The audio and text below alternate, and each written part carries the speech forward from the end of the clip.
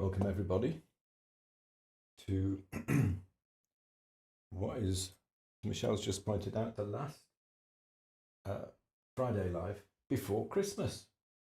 4 sleeps, is it, or something like that to Christmas now? So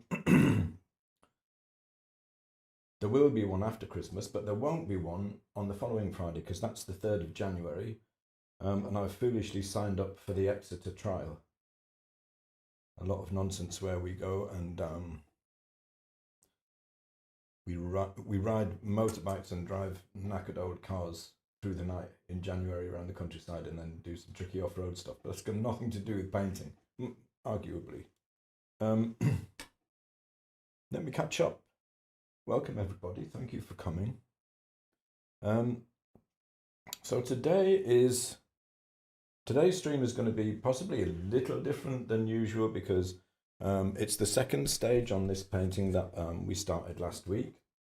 And also, I've decided to go in without a plan today. So there are days, like there are streams when I'm trying to get something in particular across. Like last week when I was trying to get across the importance of separating the subject into areas of light and shadow, which is much more important than thinking about the outlines of things. Today, because today is a second session, as I said to someone on the school community earlier on, I'm feeling a little bit mercurial today, so I'm just going to start painting and see what happens. Feel free to follow along with me. Today will be perhaps a little bit more adventurous than the live streams sometimes are. I'm going to start by just completely destroying areas of the painting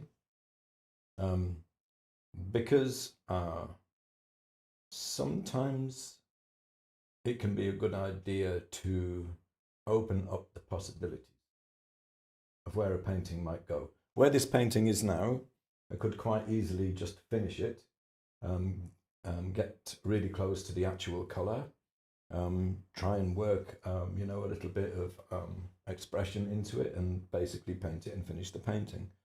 But where's the fun in that? So I've got my steel wool. I've got my sandpaper ready.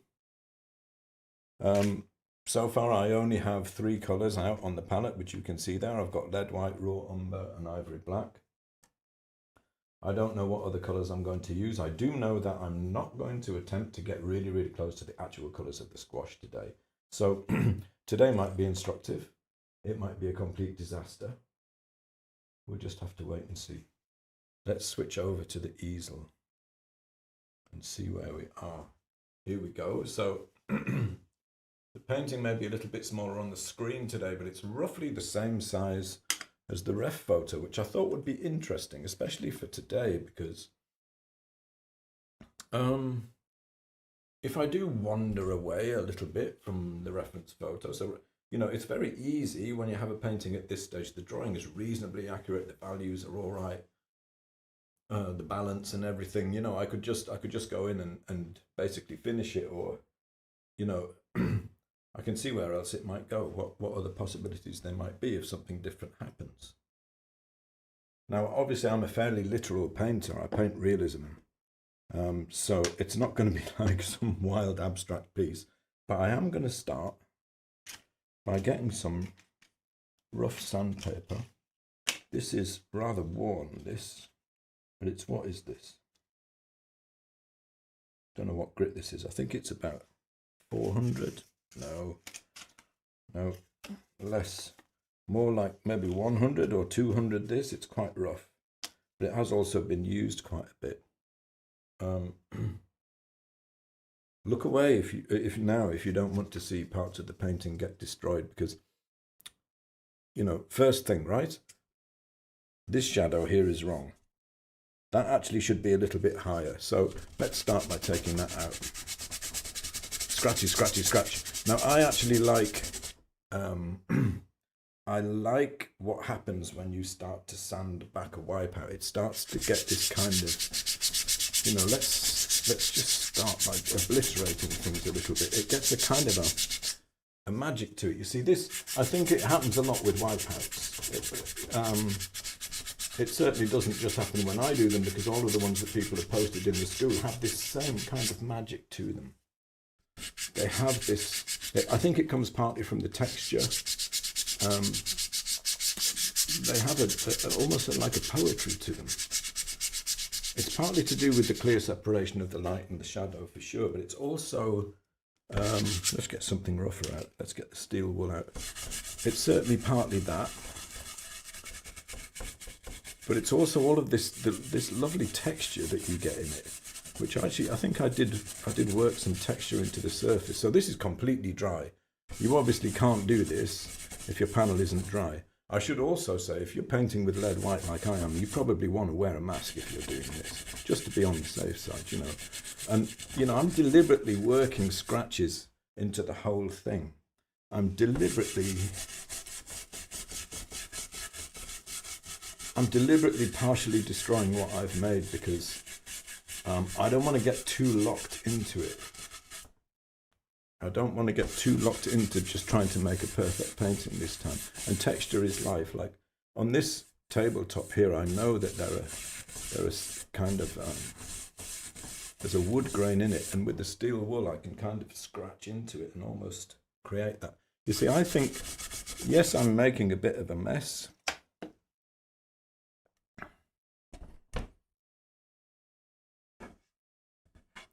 But I'm also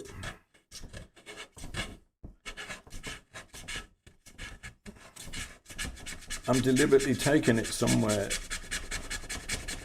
where just a piece of straight realism wouldn't necessarily go.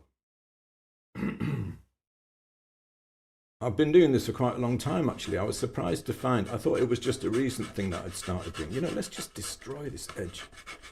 I found a video of a still life that was one of the first live streams that I did, like during COVID a long time ago. I don't know if any of you here remember, were there when I was streaming then.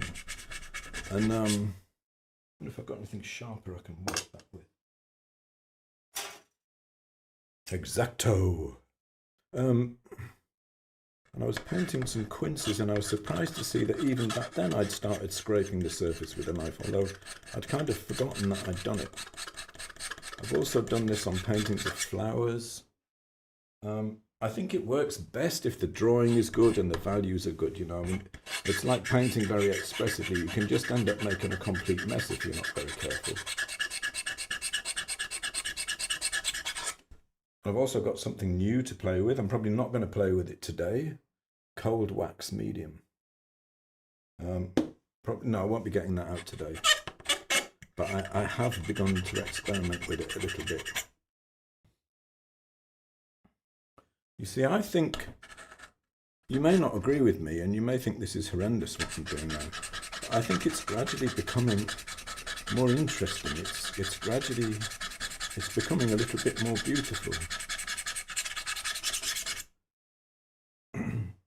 I'm scraping mostly in the light because this is the most interesting area. All of this is going to have glazes over it, so it won't be anything like this obvious when we get further through it. I'm not saying you should definitely do this to your painting, but you know, why not? See what happens, see where it goes. You might have to lose the odd one or two, you know, you might find that something happens that you don't like. Let's scratch out those highlights really and make them nice and high value, work some texture into the light.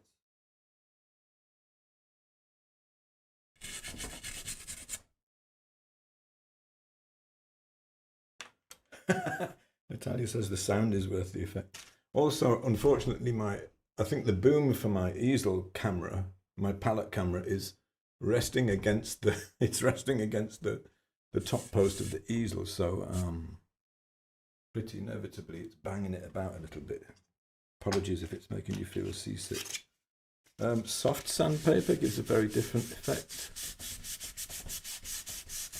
This is like 400 grit, 800 grit, really soft. So I could use this to get a softer effect on it. So I'm just wiping out, I'm just sanding out where the highlights are. But it's a similar kind of thing in a lot of ways, you know. Let's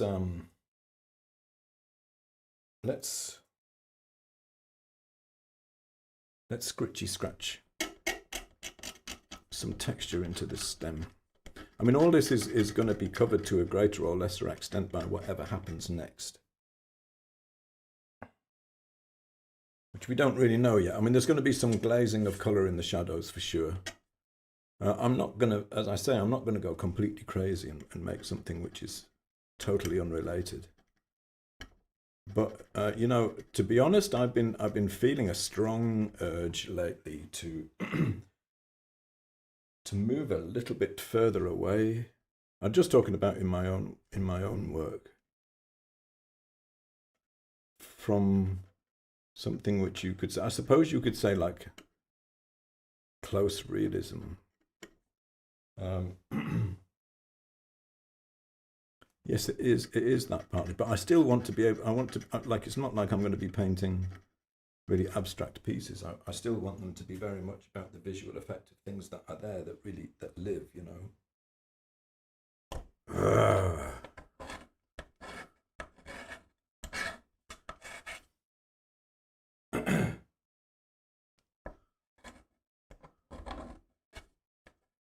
But I've been feeling lately, I think it's probably just that there comes a point, and I'd probably reached that point quite a long time ago, and I've stayed where I am a little bit too long, where you become, I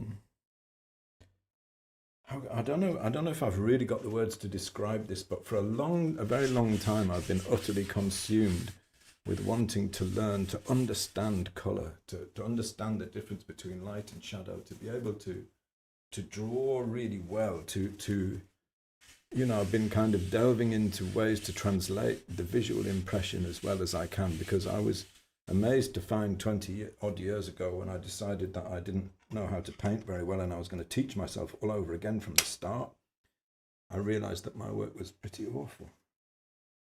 It wasn't actually that good, and I'd never really learned.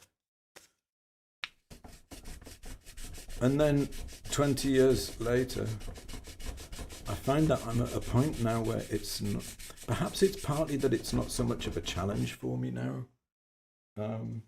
Perhaps it's just that now is the right time to start moving on a little bit. But, you know, I mean, I'm talking about this, I suppose, in a fairly light-hearted way, but I must be honest, there's been a huge amount of frustration for me personally in the work I do personally over the last few months. When I teach, obviously, I know a lot of artists, when they teach, they basically teach their work. They demonstrate what they do. I try not to do that. I mean, inevitably, this is just a little bit of solvent, by the way, that I'm now wiping back the surface. I think I've done enough destruction, otherwise it's going to disappear entirely. You know, what I try to do when I teach, especially in a course or a workshop, and in some of these Friday live sessions as well, is I try to teach things that I think are going to be useful to people, rather than just how I currently paint. Actually, here's an interesting thing. If I get a little bit more solvent on this. Yeah, you can actually take out the highlights, make them a little bit stronger, which is another, I suppose, another way of painting, really. A little bit like another way of doing the wipeout.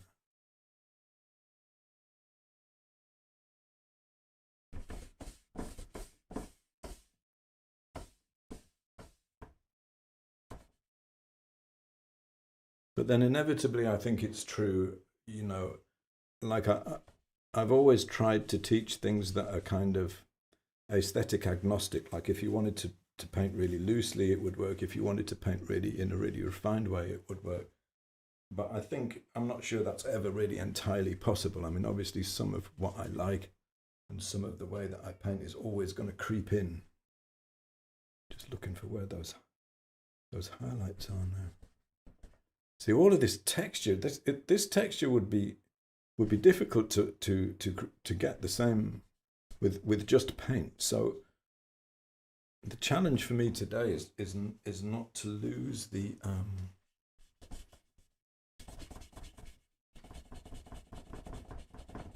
I call it the poetry. It's something that happens when you make these wipeouts. I want to not lose that.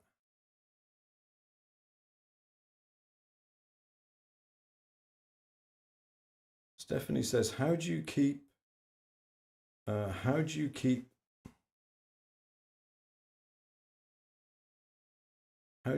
from gouging into the panel when you use the knife to scrape?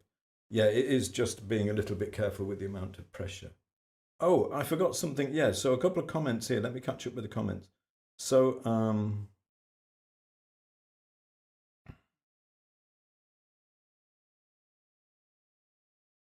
you're getting ads. Are you getting ads on the stream? Is that right? Is anybody getting ads on the stream? That I didn't want that to happen. So I changed a setting on the stream today, which I meant to tell you about and I completely forgot about at the start of the stream.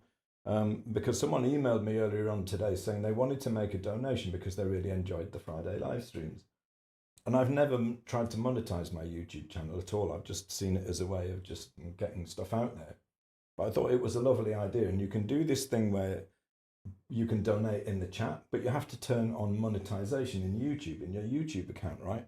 And I've always had it turned off. But I turned it on, but I was hoping that there wouldn't be any ads, but you could just donate if you wanted to. But apparently you're getting ads, right? Which is really disturbing and not what I wanted at all. Is it incredibly irritating? That's the last thing that I want to do, is irritate people with ads. I hate the way YouTube does that, puts ads on everything. Anyway, that's just to explain.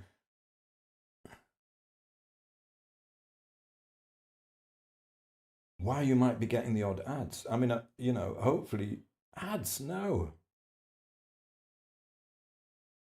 So hopefully they're not, are they, let me know if it's incredibly irritating and it's utterly wrong, and I'll just turn them off. I don't think I can turn them off now. I didn't think there would be any ads. That's really frustrating. Colette says it's fast and you can skip them.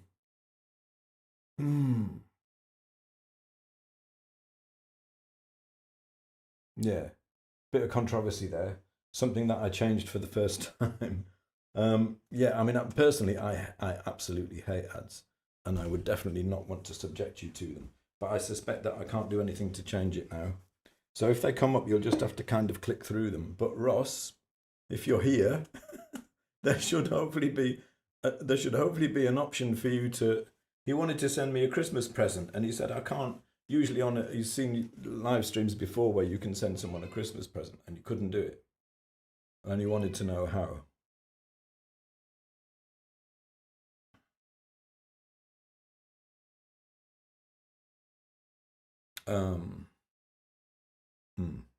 Well, anyway, let's continue and see what happened. So I've wiped back a little bit. I've destroyed it a little bit in places. But I like it more now. I think it's just got a little bit more interesting. So where are we going to start today? I'm going to begin. I'm not going to oil out the whole thing because I'm not sure that I really want to oil out this area, because I'm not sure I want to lose the texture, but we'll see. But I definitely do want. I want to glaze something over in the shadow area. So I'm in two minds about whether I'm going to bring these values down as low as they should be. You know, for it to be like what you could call accurate. So let's get some linseed oil. Small amount of solvent in it. Now, this will go on really easily because the surface is so rough.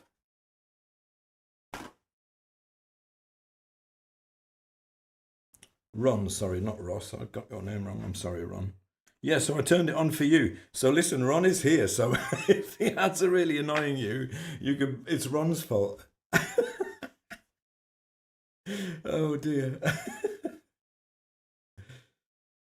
No, I hate the ads. But I don't think you can have the donation thing and not have the ads. Anyway, we're going to do some. See, that's going on really smooth and nice. I'm not going to put it over here because I don't know what I'm going to do there yet. But all over here, I know I want some glazes in. So let's oil out all of the shadow area. If you're following along with me, you may want to just try some of the things I'm doing and not all of it. I'm going to wipe that back so it's not too thick. So I haven't put it over here, over this side, or here. In the lights, I've kept this texture. What kind of colour would we want now? I don't want to go a million miles away from what's there. So I've got raw umber out already. Transparent red oxide is a wonderful colour for shadows. And basically, I just want transparent. So let's think of all the transparent colours I can use. Transparent red oxide. Green gold. Now, obviously, immediately I'm falling into established habits of things that I know will work. Let's get something out I wouldn't normally use. Ooh, quinacridone gold brown. This is a Williamsburg paint. What, little man? Banjo has woken up. Now I've started nattering and banjo has broken up. Ron, I'm only kidding. It's not your fault at all. You didn't turn the ads on. I turned them. I turned them on. It's not your fault. Ultramarine. Go on then. Ultramarine. Let's also... Ultramarine's not quite as transparent. Oh, little man wants out. Sorry, you'd have to give me just a second. Okay, come on. I can't come with you though, because the camera's running around. You have to go on your own. Come on then. Alright, goodbye. So Banjo, he's not doing too bad. He had his monthly vet visit and his weight is steady. He hasn't lost weight, so that's good news. What else? Quinacridone Rose, the classic. And I think I'm also going to put out some... So these are all like transparent colours just to play with. Dioxazine purple. If I can find it. No, not dioxazine purple. Phthalo green. Phthalo green. So this is Winsor and Newton Winsor green.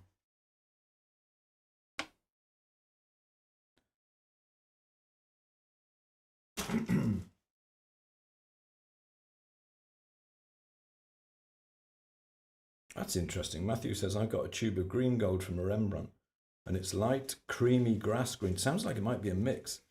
What's the pigment in it, Matthew? Have you got it handy?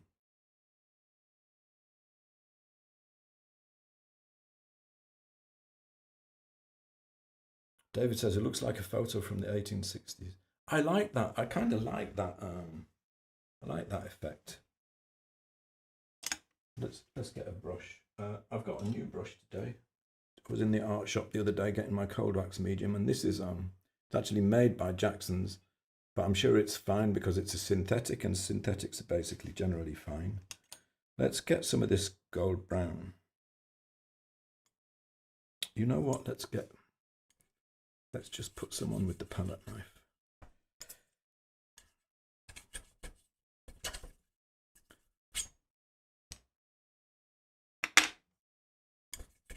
I know I'm troweling on and it must look horrendous at the moment. Let's try some.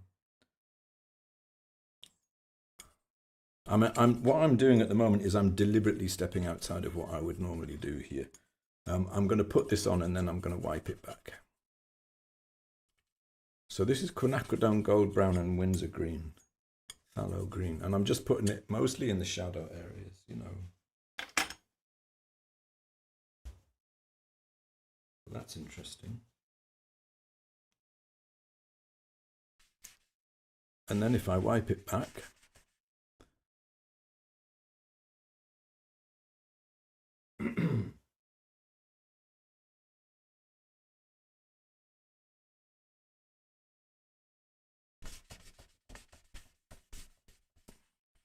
can decide how much to keep and how much to take out.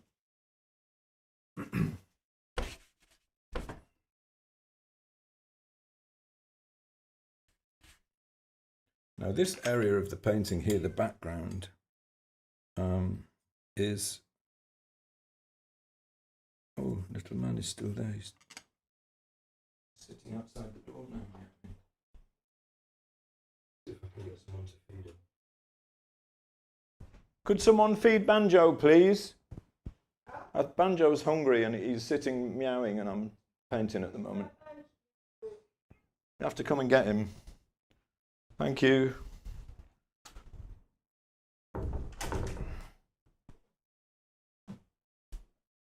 A little window into my world. He only wakes up when I start live streaming. So I'm going to go in with a cool neutral, like a bit more black. So I've got lead white, ivory black and white. What's the value that I want there? Is that about right? No, a little bit lighter than that. So my intention today is pretty much to start by destroying stuff and then to gradually pull it back. When I say destroying it, I mean I'm not actually trying to destroy the painting. What I mean is I'm trying to break myself out of my habits, my usual habits a little bit, and see what happens when I do. PY129 green gold. Thank you, Matthew. I'll tell you what mine is. Microphone one. Same. PY129. I wonder if they put something else in the Rembrandt one. I wonder.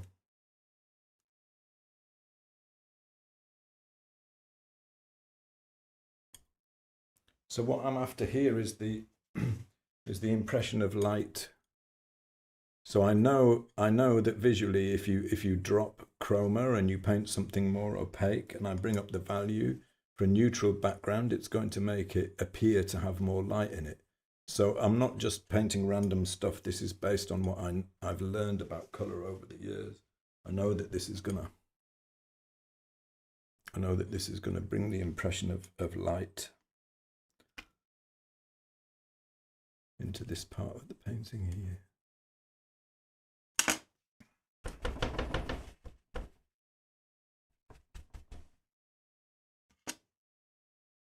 Give it a bit of texture as well.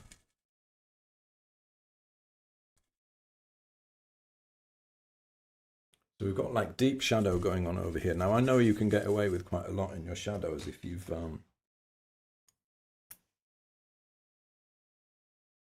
values are good and your drawing is good and all of that stuff. Put some red in there, a bit more chroma. So massively overdoing the chroma in the shadows.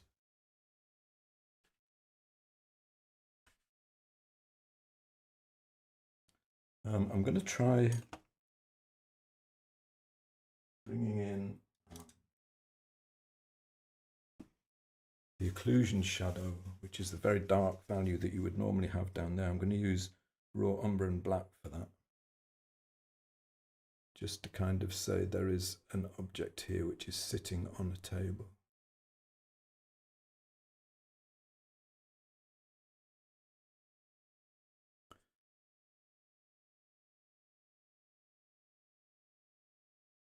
So that's pulling it back a little bit to make it that for there to be something real.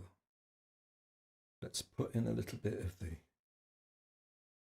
dark value, the shadow, the stem. See, that immediately looks wrong in relation to everything else. So I'll take that back a bit. Yeah. I'm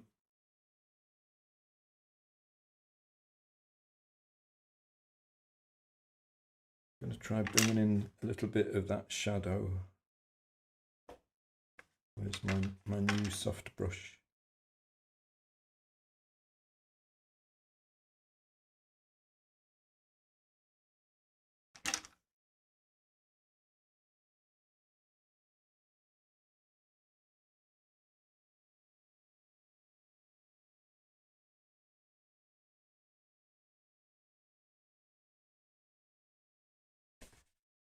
So this is the paint that I'm putting on is really, really thin. Really thin.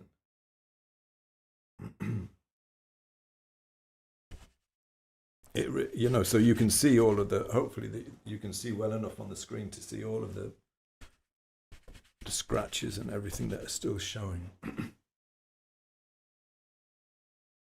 Who makes a gold brown? Well, this quinacridone gold brown is Williamsburg. I'm afraid it's got a couple of different pigments in it, but it's too old and I can't quite read what's on there. Too much paint on it. Don't want too much there. And I'm wondering what I could do here to create this. Let's soften this. To make this surface appear a little more strongly as a physical thing. It would only be, I would only want to add like some maybe opaque paint, but it would need texture. I'll get some white.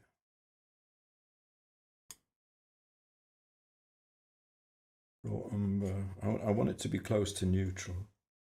Let's try a little bit of ultramarine with that. Really know where I'm going with this color. I'm just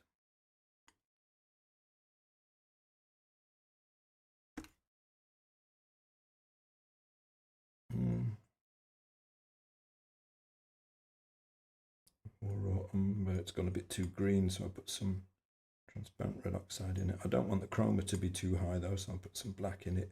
Gone too dark, I'll put some white. Everything that I'm doing, I guess, is rooted, maybe rooted too much in what I know about how color reacts in light and shadow. So I've got a very knackered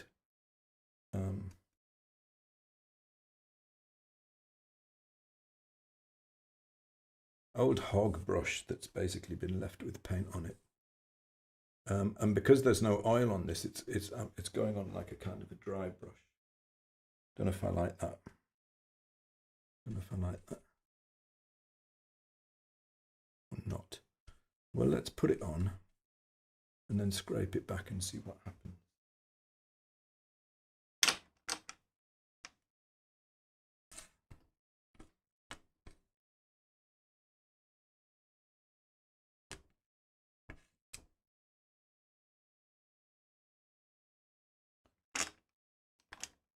I think there's just too much chroma.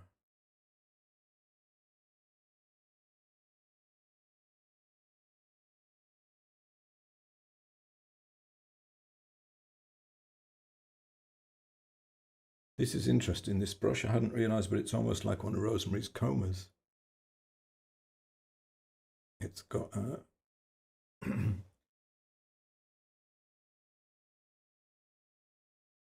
it creates almost like a wood grain effect.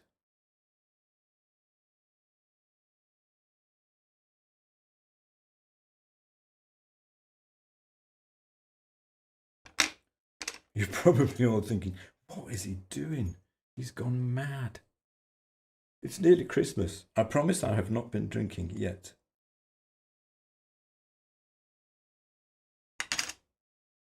I'm just trying to manage that transition, like getting to slightly more chroma as we go into the shadow there.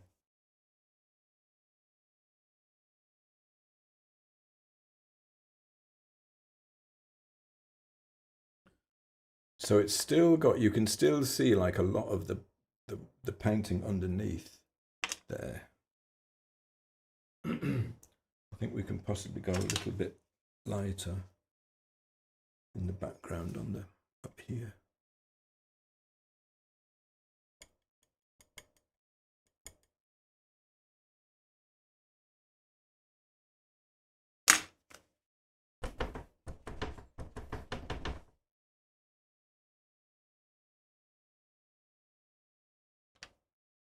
And there's a nice little kind of a transition between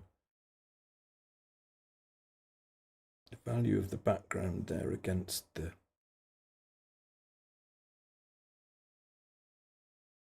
stem of the pumpkin, which I can bring out a little bit. I'm guardedly would say, I think I like the way it's going at the moment. It's going definitely somewhere different.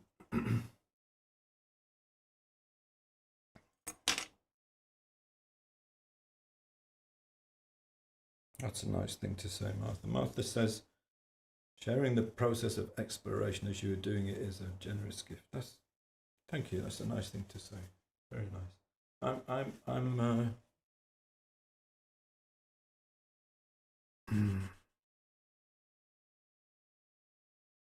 I want to share this part of what I'm doing as well. I think that, I mean, I've been thinking about it. Mostly when I'm live streaming, I'm teaching. And I want to give you stuff that will immediately make a difference to you. But maybe sometimes this will make a difference. Something like this will make a difference too. This is like, it's growing out of a certain amount of dissatisfaction where, you know, some of the paintings that I've done lately, oh, just walked backwards into the tripod. Some of the paintings that I've done lately have ceased to excite me as I was working through them. Do you know what I mean when I say that? It's like the first stages were really interesting, and then when it got like about halfway through, all the problems were solved. Then it just became about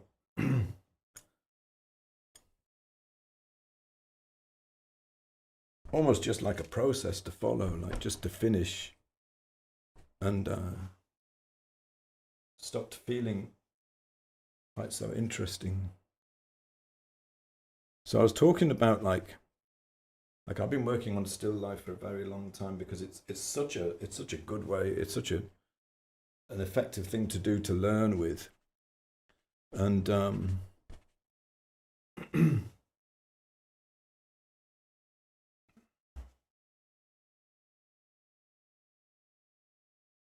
I feel like my obsession, which I think was right and I needed to do, to learn, you know, as much as I could about how color works in the real world. Sometimes it's like you can get too too involved in something,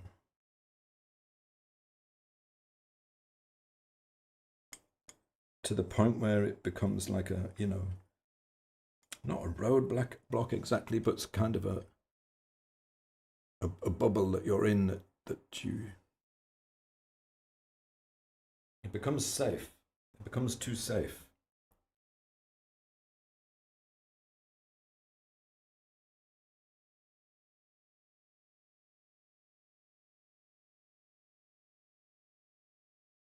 What to do with the lights?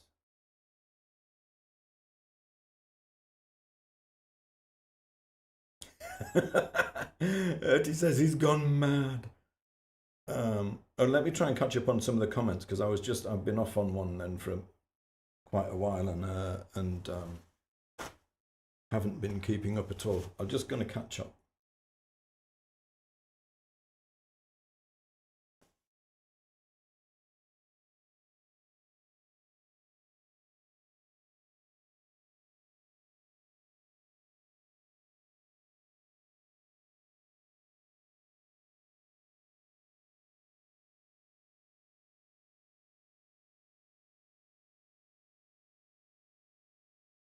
Yeah, thanks, Colette. Yeah, Banjo does need looking after, old man.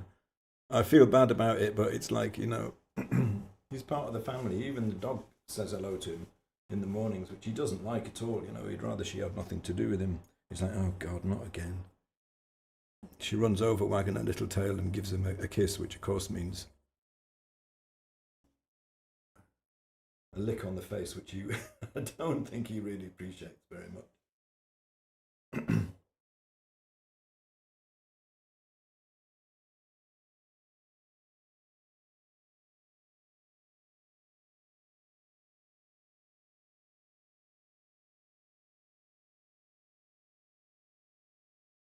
Vicious Mouse says, "Do you use cold wax medium on oil paintings?" Yeah, I mean that's what I've got it for. So my only experiment that I've done with cold wax so far is to get a small panel, mix up some neutral, warm neutral, with a load of cold wax, and slather it on here. And then when it's dry, and interestingly, I did that earlier today, and it's drying quickly. I'm going to scratch into it and try some different things and then glaze over it. I just want to try some stuff, you know, with it. So I don't know yet. Well, Kelly says if you pay for premium, you won't see the ads. Is that me personally, if I pay for premium, or if everybody else does? Ads. I hate them. Billy says, any tips on cleaning dried paint off of my Paul Kentore value scale without damaging it. Yeah, strong solvent, turpentine will do it, even if the paint has dried on, as long as it's not actually cured. And even then, with enough elbow grease, it will do it. And it won't, because it's laminated, it won't eat into it. So I use Terps to clean mine. Steve says brown gold looks delicious. Yeah, it is. It really is. Very nice.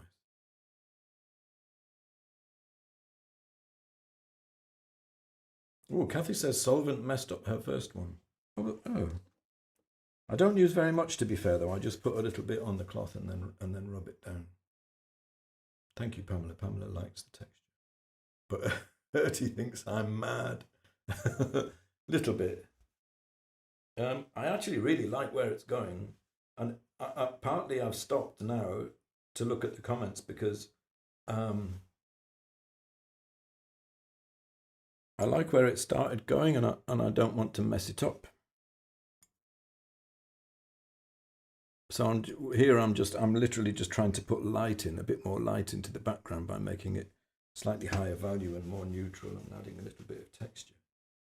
So the tricky bit now is the light and the halftone I need to deal with. I like where they are at the moment, but I do want to do more with them.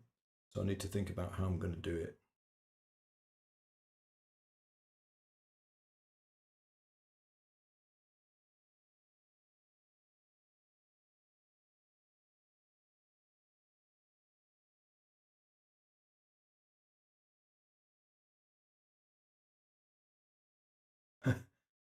David says, Leonardo had the same issues, if it's any help. It absolutely is. He finished so little because when he could see the end, he got bored. Know the feeling. Well, I'm in good company then. Vicious now says, can you use cold wax just as a varnish? Yes, you can. So I've been reading up about it, and you can use it as a varnish, although it's matte. You know, so I doubt I would use it just as a varnish. I'm looking at this and I don't know about it. I'm not sure.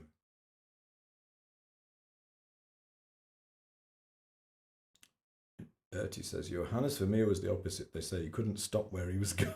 Yeah. I want to work some stuff in here in the light. So I'm actually gonna try and get pretty close to the correct colors. I had our fun in the shadow.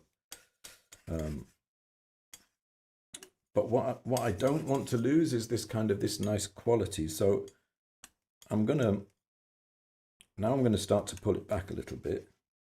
This is no longer white.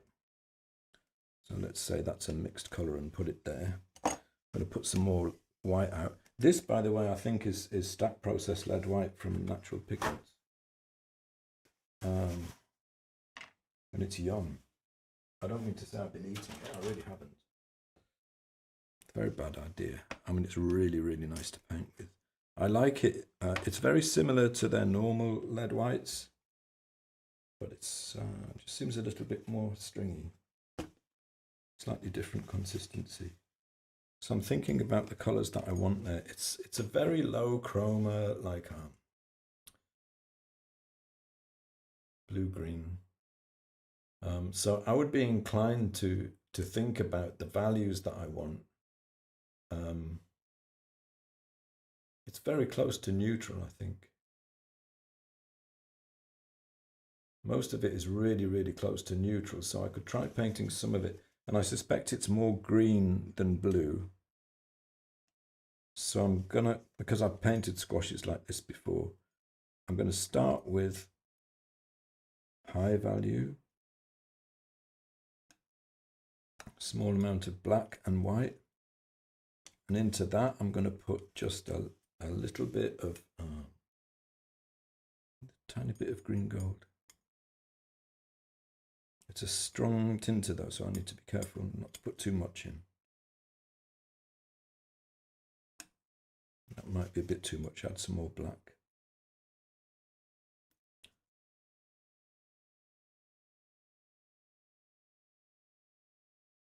And then a value down from there. So this is, I mean, you will have seen me do stuff like this a million times if you slight exaggeration, but a lot of times, if you've ever done any of my courses or workshops or come to, a few of the streams, mixing a string. So I'm just using lead white, black, and a little green gold. Because it looks blue-green, but I think a lot of that is just because it's so close to neutral.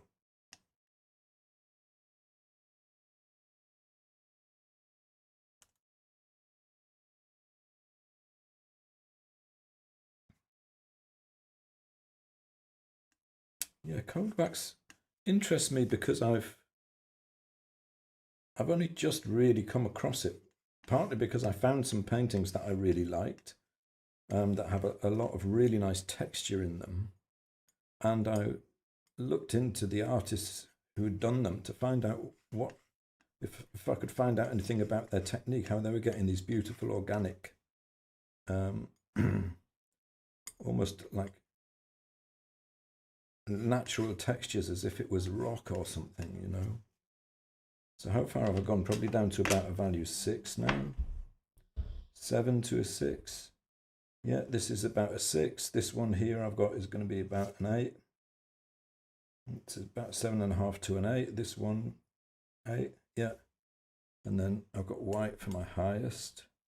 So that's going to get me like down to a 6 is going to get me almost into the half tone. But the thing is, how am I going to put it on? Because what I don't want is I don't want brush strokes really.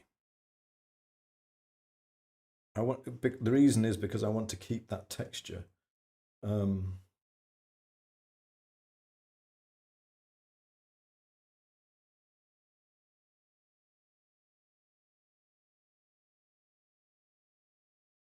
I'm going to try to put it down, but to let I'll just try on a little area here, gradually coming into the light, but to let the original painting underneath show through. So I'm just putting it on in kind of little textured dabs.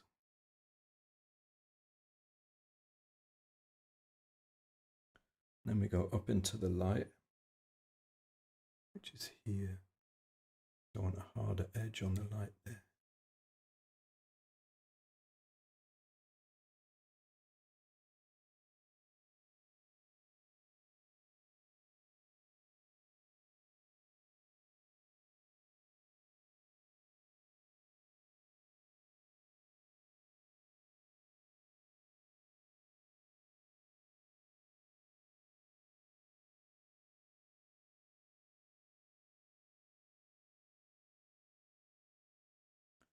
So I'm not actually moving the palette knife much. I'm mostly just kind of dabbing these colors on, trying to get about the right color for the right area, and just sort of putting it on in little dabs, almost like a little mosaic, so that the underpainting is still showing through underneath. And I'm just going to paint this area and just see if I like it. And if I don't, you know, I'll just wipe it off.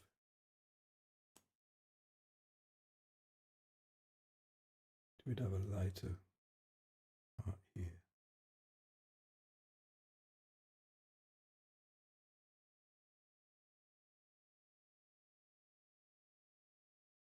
So instead of blending that, I'm just going to work the transition a little bit with the knife.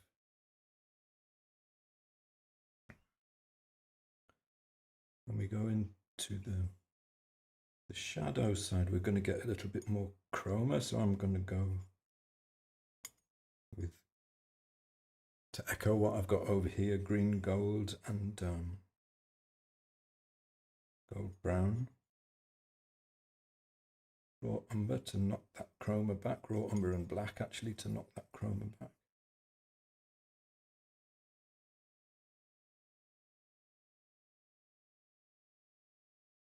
See if I've got about the right value here.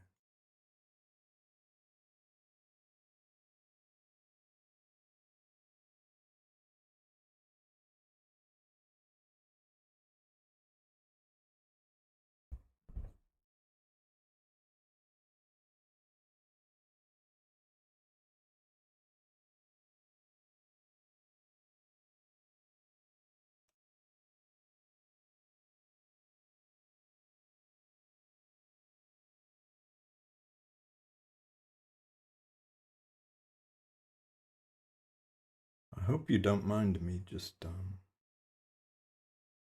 of experimenting like this as I go. I hope it's not tedious to watch.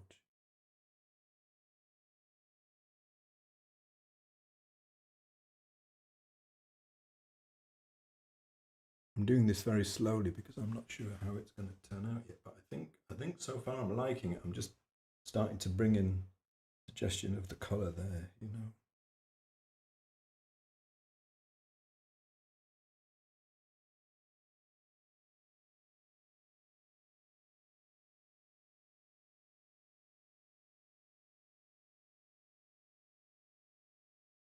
And I think the values in the underpainting are actually pretty close to what they need to be. A bit of a mistake there. Oh.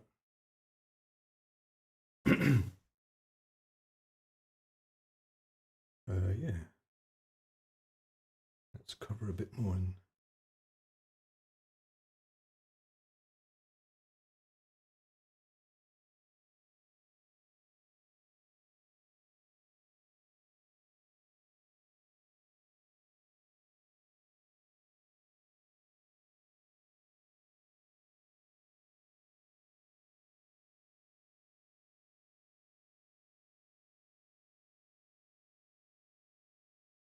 So what I'm trying to do is try to bring out this area of the squash a bit more, to bring out the feeling of something physically there in the light, without losing what's underneath it too much. I suspect that's a bit too dark in value.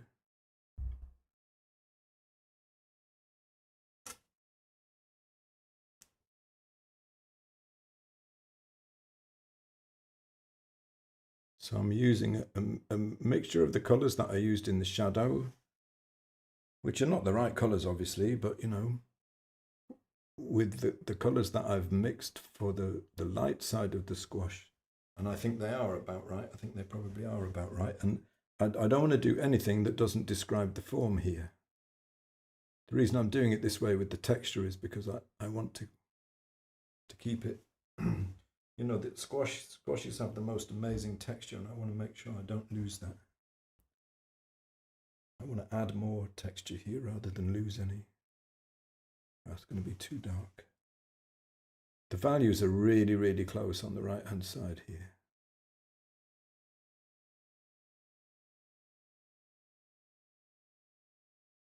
So I doubt if this will be the final session on this painting. I strongly suspect there will be another one after this. I'll probably leave it a little while and think about it and decide if I think it's horrible and it was a mistake, or if I think it might have some some possibilities of going further with it. I'm looking for a way forward. That's what I'm doing.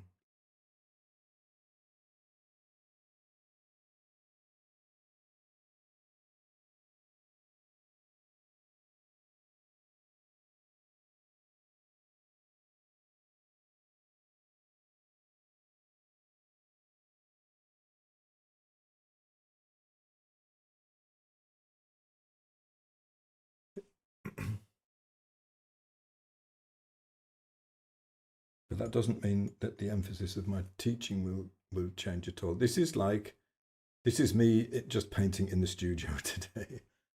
I'm not actually teaching, unless I suppose there might be a possibility that there might be something useful in watching someone who is struggling to find a way and to change something about the way they work without losing the best parts of what they can do, if that makes sense. Took that edge out. I'm going to bring it back in a little bit here.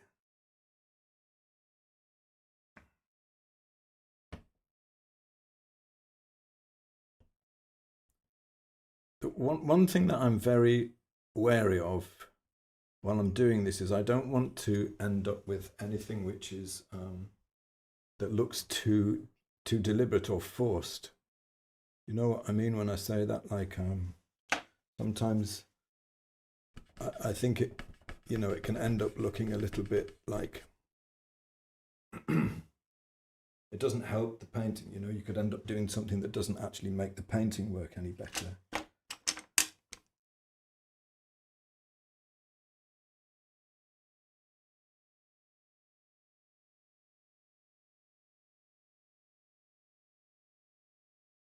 And I very much only want to do things which are going to make the painting work. Let's try.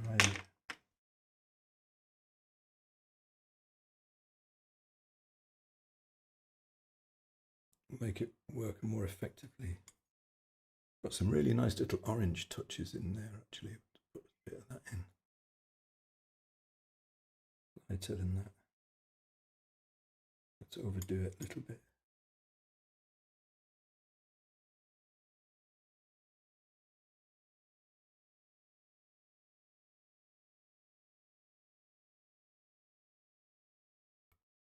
Ooh. Did not want that.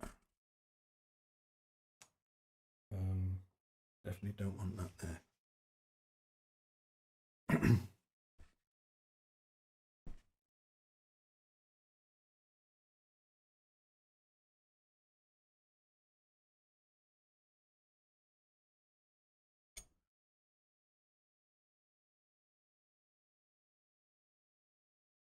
So I'm sort of getting the impression of the form sort of almost as if it's like it's appearing out of this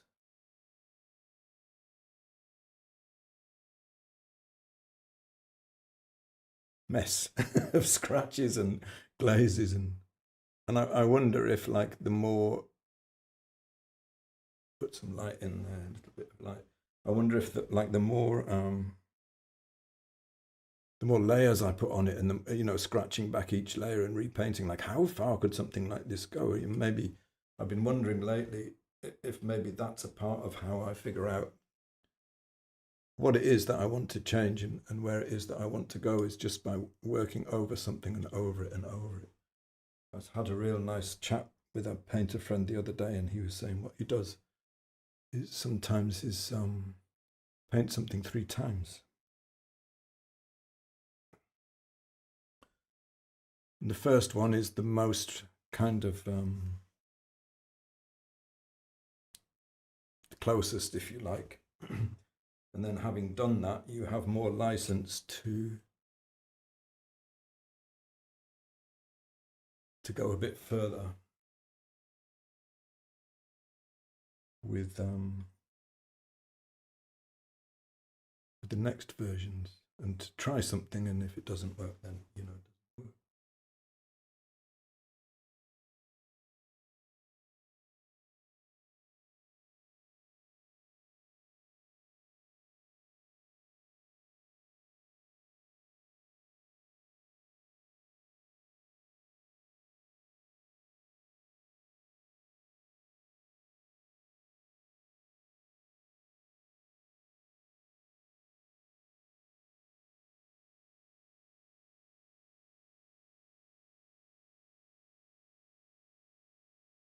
So you can, with cold wax, you can also use just pigment, just powdered pigment, and kind of and roll it on. You know, I'm very tempted by trying some of that as well. Just get some pigment and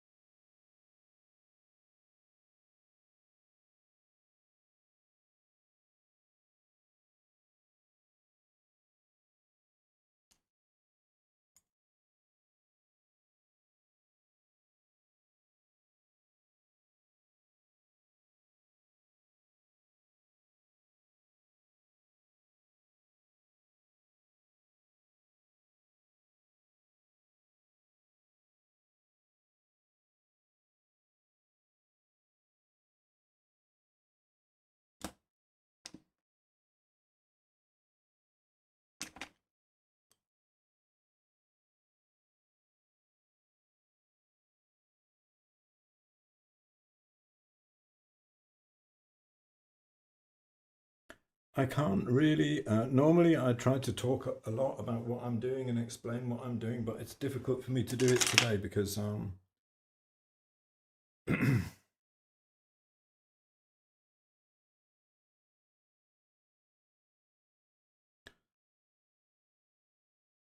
why is it difficult today? Not sure. It is.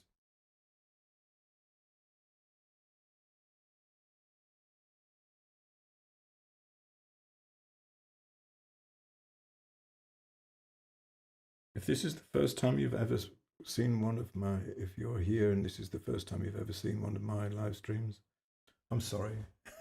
They're not normally like this.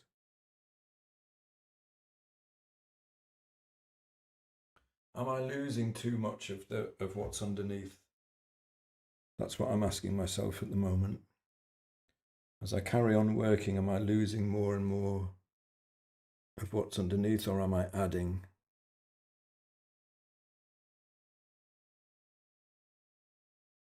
I mean, I know obviously the colour is entirely different than what's in the actual squash, with the exception of some of the areas in the light, where I think it is quite close. But that's kind of not the point for me today. Oh, sorry, just walked into the camera again.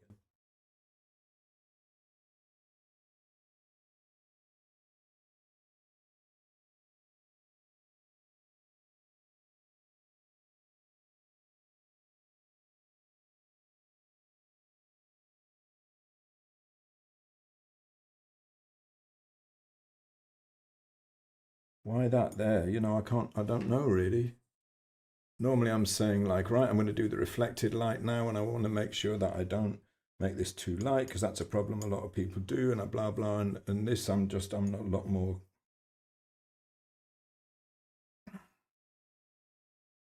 just trying things.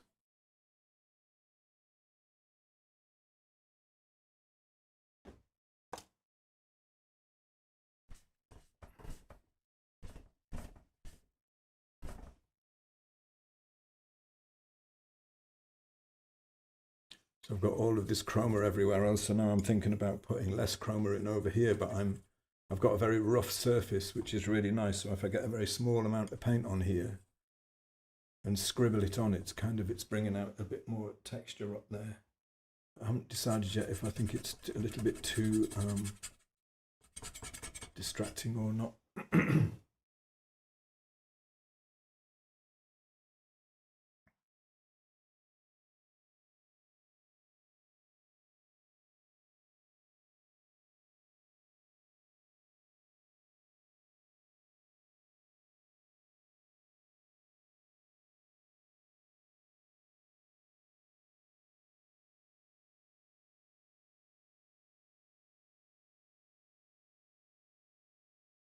Ooh, sorry, let me try and catch up with some comments. I just drifted off a bit there, I think, didn't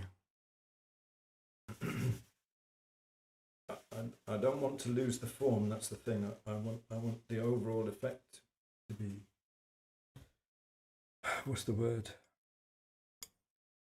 To have just a little bit of poetry to it, I suppose. But I don't want to lose the form. I don't want to push it to the point where it looks like I've just slathered paint on for no reason. The reason I put these higher chroma colors in here is because the shadows would normally be higher chroma anyway on a low chroma object like this, so I've just exaggerated it a little.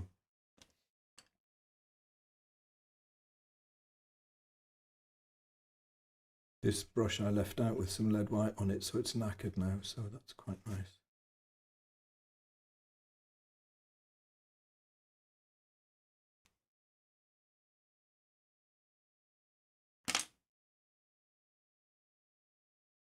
Sorry, I'll catch up with you. Steve, I'm very glad about that. Steve says it's fascinating to watch and it makes me feel good somehow. Well, that's nice. I'm really glad about that. I'm just still seeing things.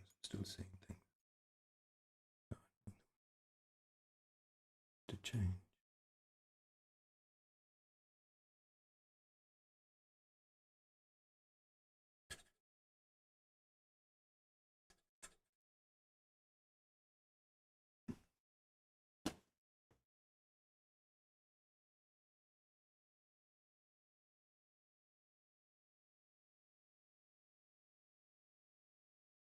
Hello, Cohen. Oh dear, you thought it was 1 p.m. Eastern. That might be my fault. I might have got it wrong. I do confuse myself with the time zones when I say I'm going to stream. To be fair, it has happened on a number of occasions that I've actually just got it wrong. Might be me. I want to just say where this edge of it is coming. No, too much, too much.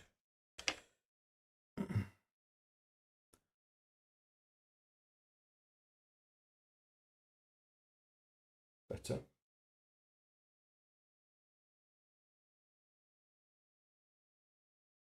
And actually maybe bring some of that shadow out.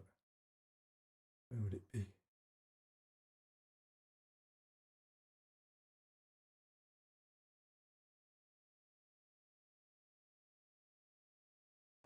So I'm deliberately making the values. I'm deliberately making the values wrong in places, in the shadows, like making it a little bit too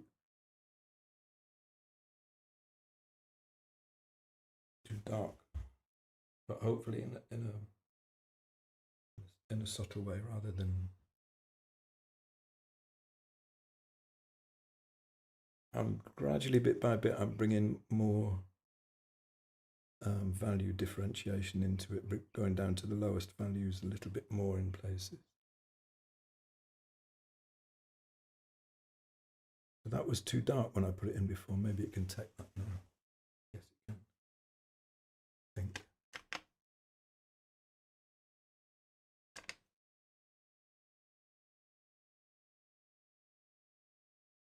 So this part hasn't been oiled out at all, and only this part has been oiled out.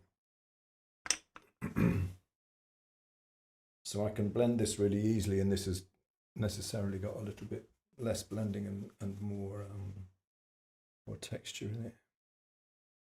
This has gone too dark. Wipe back a bit. I'm going to try wiping back a little bit in some places now.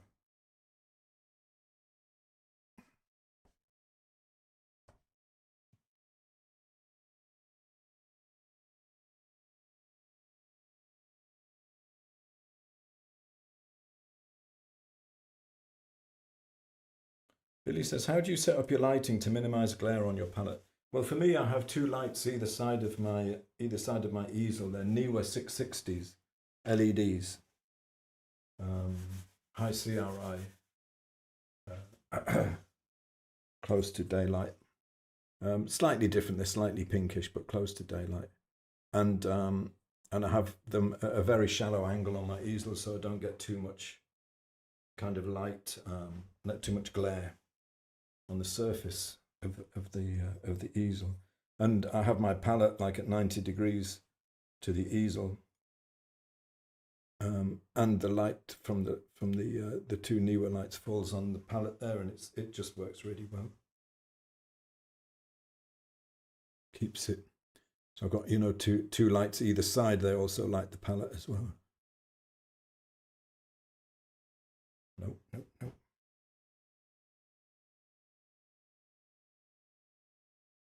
So there's a shadow area like around here that I'm not getting in quite right. I'm not sure that was the best way to do it though.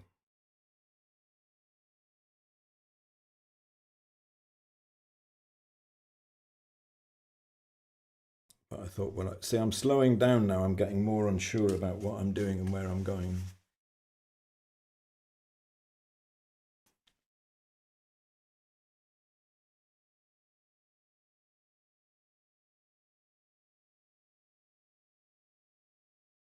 No. I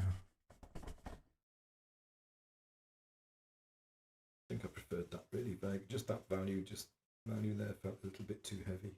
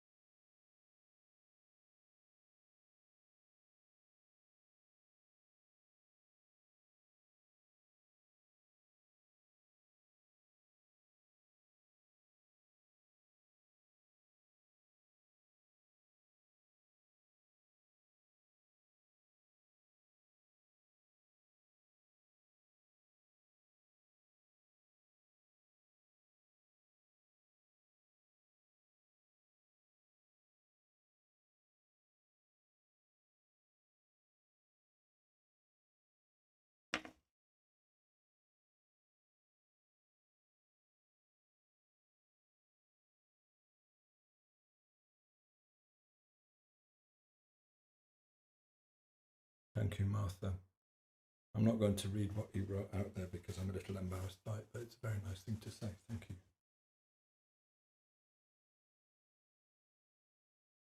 I guess it's true that you wouldn't often. I think I can only do this like on a live stream because I've done a lot of live streaming. We had a critique session we had for the school yesterday, which was lovely. One of the attendees was saying she doesn't know how I managed to stream, basically to paint and stream, and it's just because I think just because I've been doing it for quite a long time. I've done it a lot, and ooh, we didn't want that there, did we? I don't think so. And you lose your fear of it after a while. But it was very real to begin with. I tell you that for nothing. No, I do not want opaque paint there, though. No, I don't want that there at all. Grr. Let's take it out with something outrageous that shouldn't go there.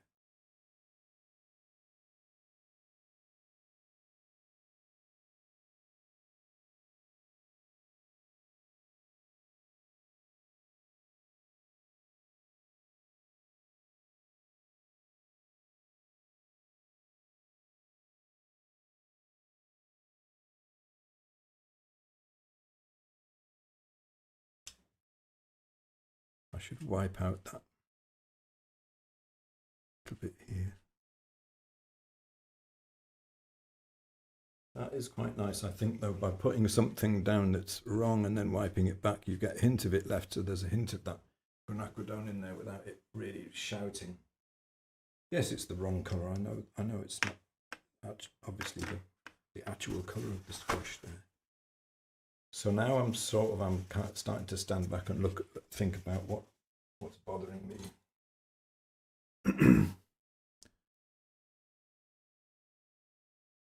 A few transitions that are too hard need to be softened a little bit, but the texture is still there. You know, the ghost of the underpainting is still there, and I'm quite happy about that at the moment.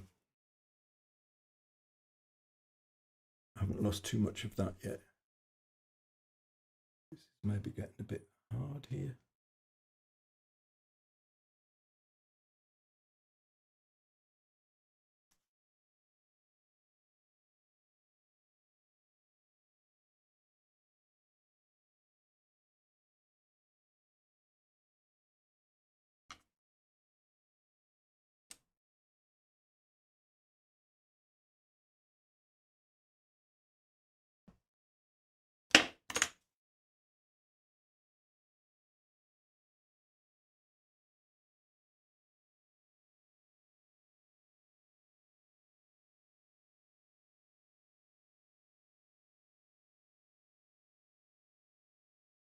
As says, I'm enjoying recognizing the frustration of wanting something new and the excitement of playing with new possibilities. Good. Yeah. See, it's not like I'm not going mad with it. I want this to be very definitely a squash, and I want it to be this squash, and I want it to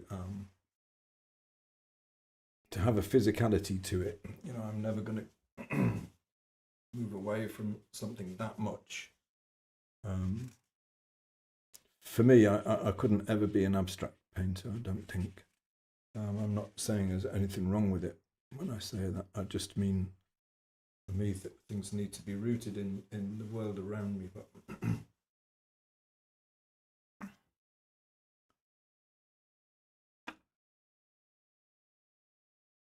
you know, I find it really hard to put into words. Really, I'm attempting to explain why I'm doing what I'm doing, and I'm not sure I really have got the words, and probably it's just as well because, you know, if I did have the words, I could just say it and I wouldn't need to paint.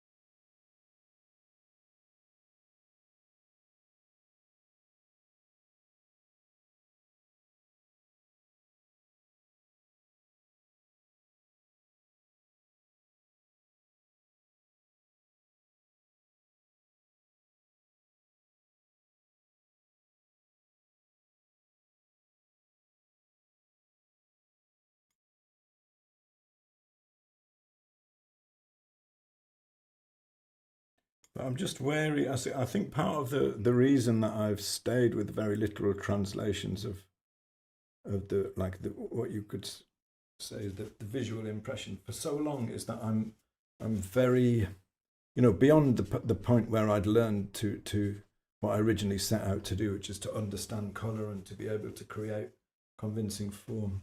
I think part of the reason I stayed with it so long, and I'm still staying with it to an extent, is because I went to art college in the 80s and there was an awful lot of nonsense went on then, frankly. And I'm suspicious. I'm just suspicious still of veering off into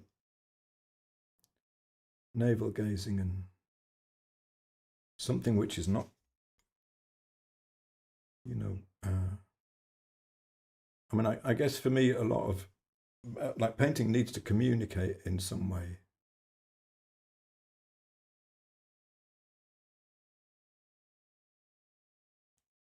And if that's not there, I don't really see what it's for.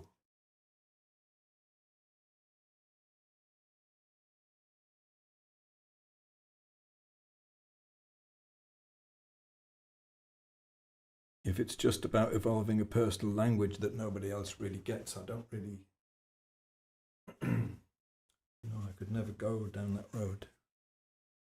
Ooh, not in there.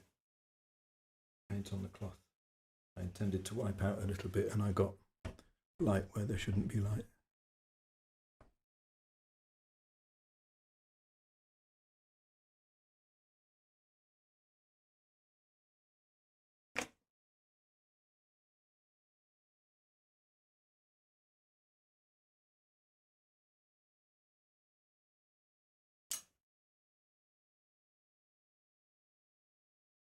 But the lovely thing about oil paint as well is that you can try a lot of things. I mean, it's endlessly workable. You know, you can try a lot of things out and see how they go.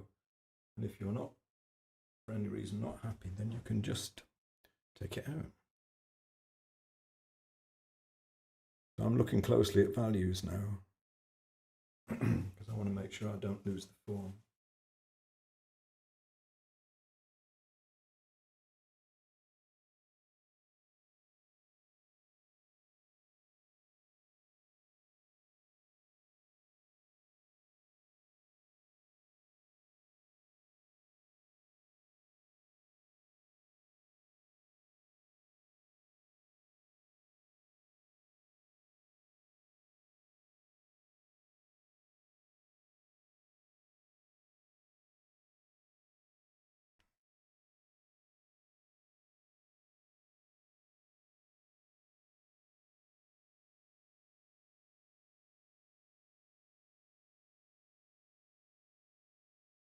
If you can really nail a value, like really nail it, or a value relationship, you can really make something come alive. No matter what else is going on.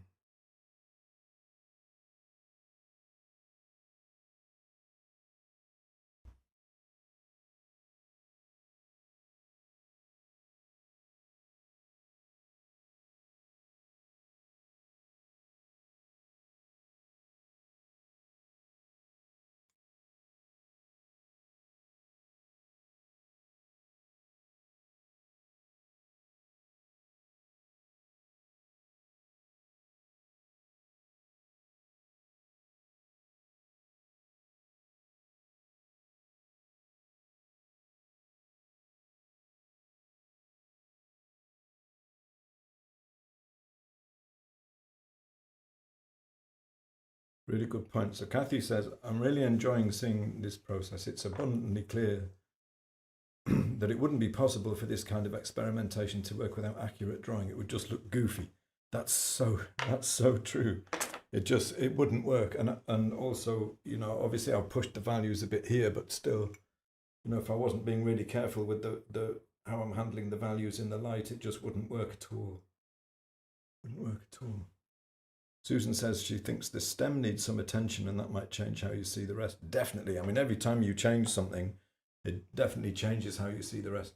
I haven't been looking at the stem because I've been focused on trying to what's going on here, which I think is interesting. But yeah, the stem, I've got it in the back of my mind, and I'm actually thinking about painting that like really, really closely to reality. You know, see like how close could I get that, and then it might even make all of the kind of the color. What's the word? Excursions in maybe in the rest of the painting, it might make them appear very different. Yeah, W.H. Dempsey says it's hard to speak when you're concentrating. It is, and I suppose that's an indicator of how much more I'm concentrating today, or at least only concentrating on painting, where normally I would be concentrating at least as much on trying to get across what I'm doing and try to give you something useful. To be fair.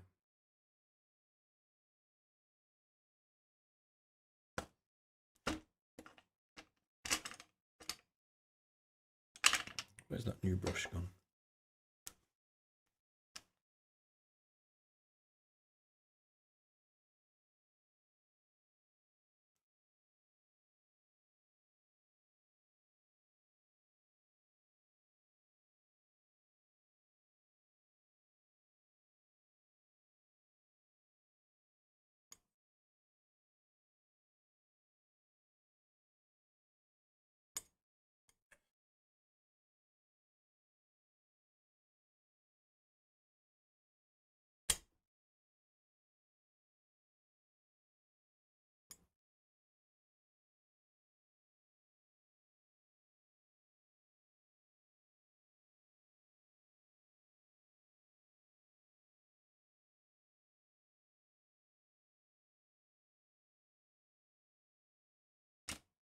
I like the fact that it's gone all vague over here in the shadows. I mean, that's like I suppose, an exaggeration of what I would normally do there anyway.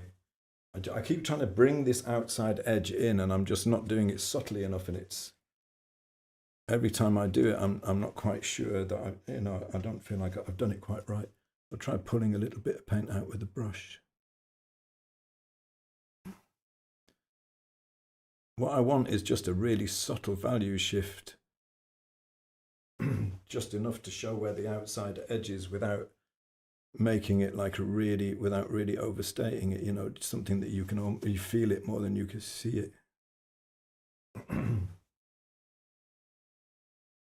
So I want you to be able to know. I want you to know that the squash comes out this far, without losing all of this interesting stuff that's going on in the shadows over here.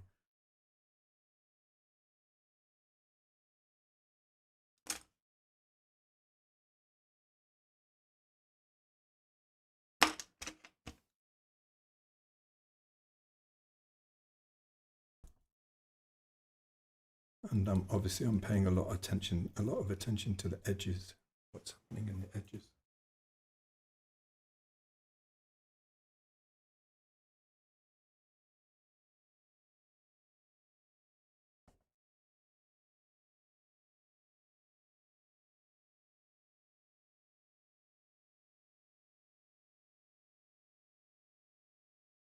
Oh, Colette, that's so funny. Yeah, the brush. Which one was it? Was it this one? If it's that one, this is one that I just got today. It's just a synthetic, 3/4 inch soft synthetic. I got it because it's just nice and soft. The brand is Jackson's, which I think you could probably get it posted, but I don't think it's anything special about it. It's just a synthetic, you know.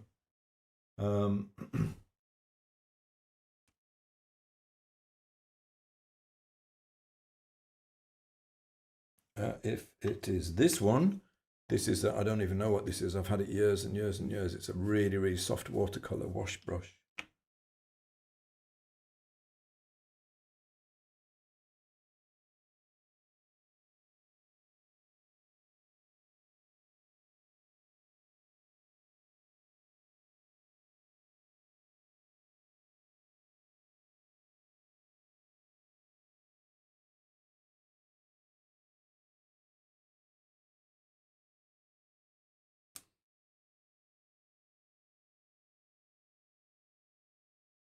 What if I lose the edge?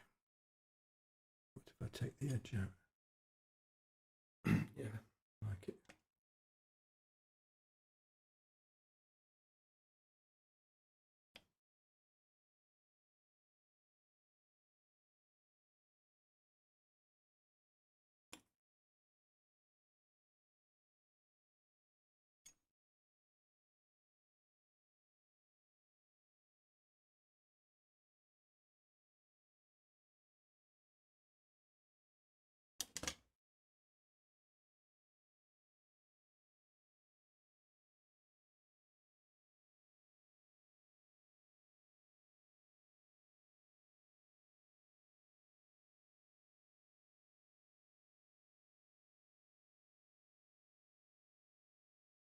Oh, Jackson's has a US site now. It's pretty good. Jackson's is pretty good.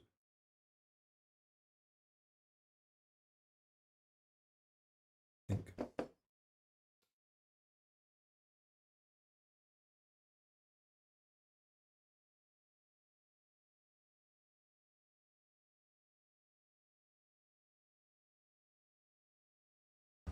This is, I think I realise why I've gone with this Viridian here, this Windsor green. There's a hint of it. There's a kind of a hint of it in the reference photo, although it's not really.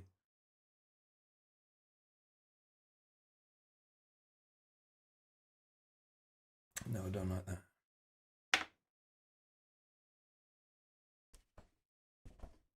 To me, that's going into what I was talking about, that I want to avoid, where it starts to look deliberate and forced and just a mark for the sake of it. I think I'm probably getting to the point where I'm going to need to have a stand back and a good look and think about what comes next. I like the edge that's gone here, and I like the fact that there's nothing clear happening there.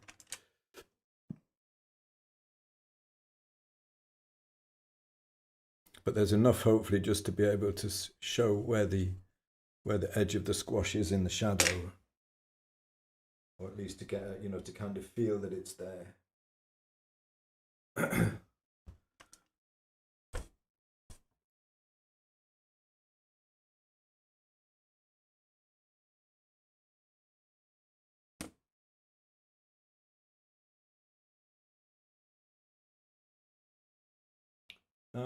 Out of interest, is anybody painting along today, and are they getting anything, trying any of this stuff that I'm doing, like the more?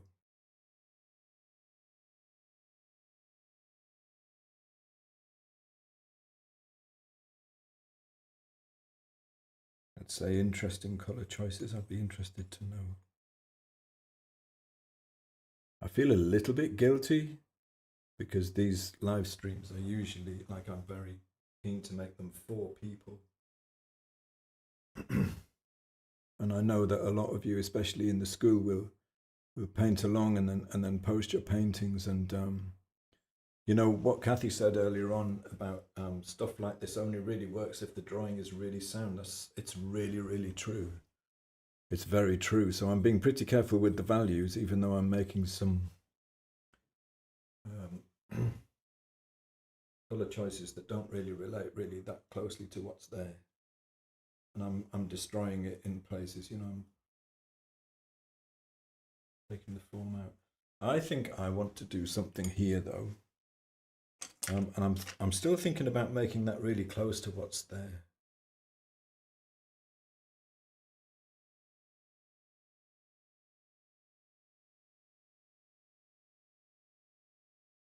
Yeah, I'm not sure this is a kind of a.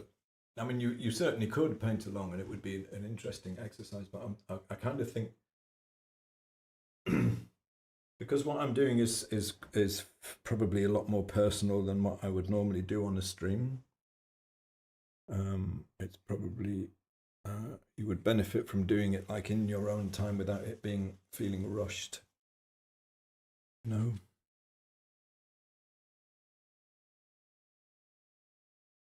And the pace that I'm working at is just the pace that I can work at, and hopefully anyway, and not mess things up too much. So I've actually just seen something interesting that I might want to work in, like as we transition from.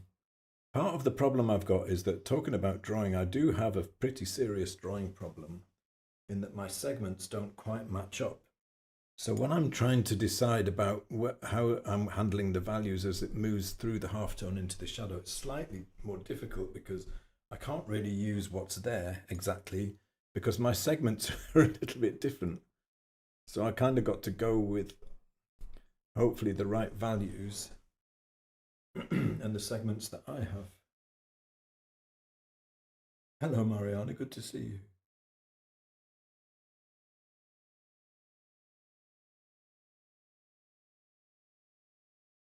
That's good, Martha. Yeah, those spinach exercises are evil, aren't they? But you do learn a lot from them. You know, I spent years doing them myself.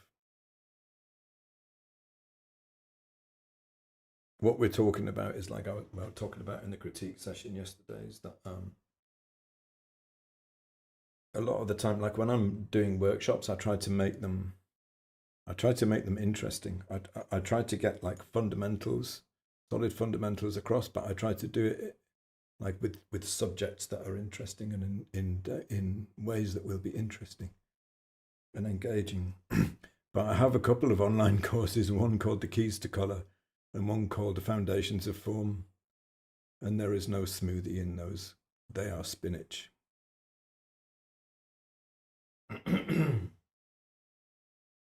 They teach the hard stuff.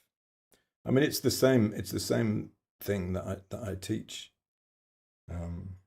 I'm always trying to teach the same basic principles, except for today, obviously. But sometimes in different ways. See, I've run into a drawing problem here because my segments don't line up. What do we do when we get to this point in the painting and we realize that we've messed up the drawing? I'm trying to manage the values of the halftone without taking too much texture out. That's what I'm trying to do at the moment, so that the form turns more gracefully towards the shadow more carefully.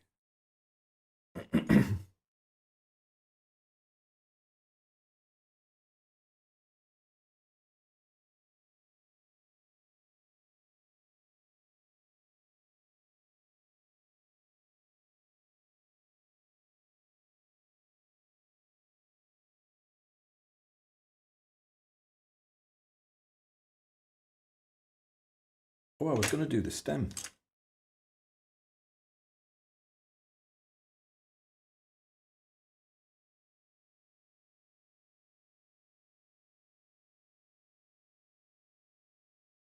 Never take your body for granted, says Sash. That's so true. Never take your health for granted either.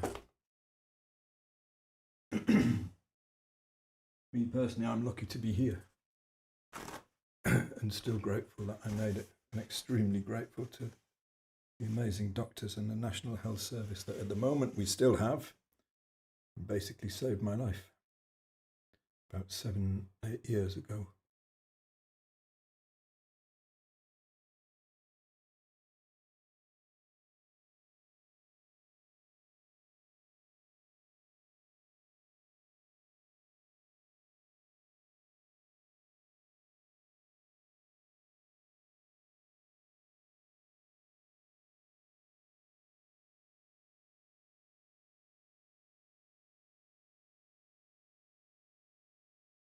I keep just going back in and seeing things that I want to model a little bit more on the form. You know, I'm modeling, how can I describe it? Like I'm modeling form as I normally would, just with a different way of applying the paint, basically. But I'm still doing the same things that I would normally do. I'm thinking about halftone, light, shadow, where they are.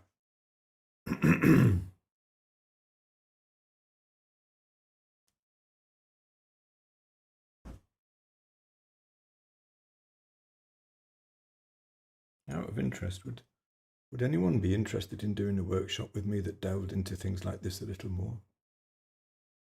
Obviously, with a strong emphasis on the fundamentals that I always do, but perhaps that opened up the doors to a little bit more experimentation.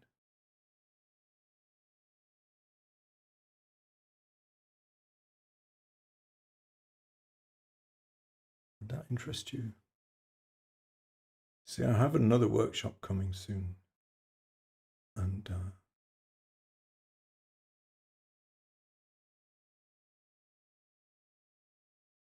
I'd like to get feedback from people who... Oh, lots of yeses. Really?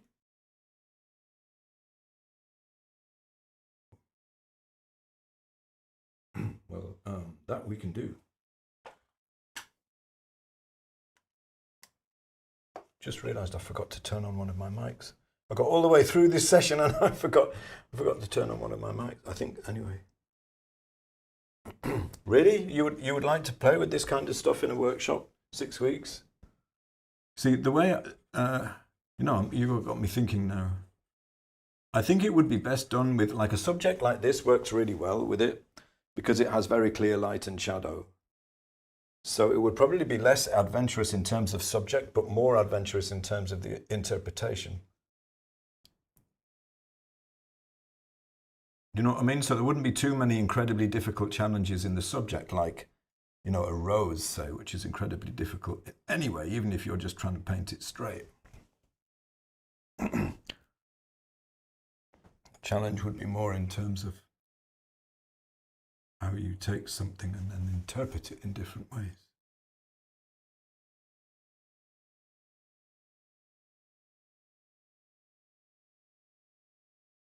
Thank you, Tauson.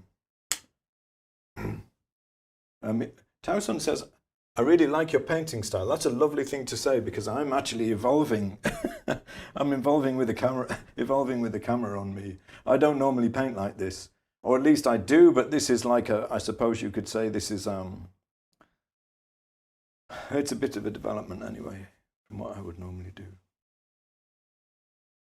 So I appreciate that comment very much, thank you.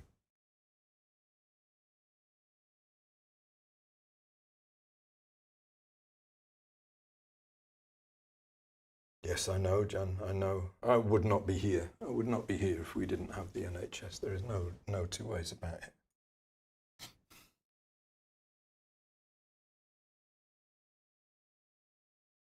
They went in my insides with a tiny little camera and some tiny little tools, and they reorganized everything. And so I'm still here. I'm painting funny colors on a squash on a Friday evening, and frankly having the time of my life. And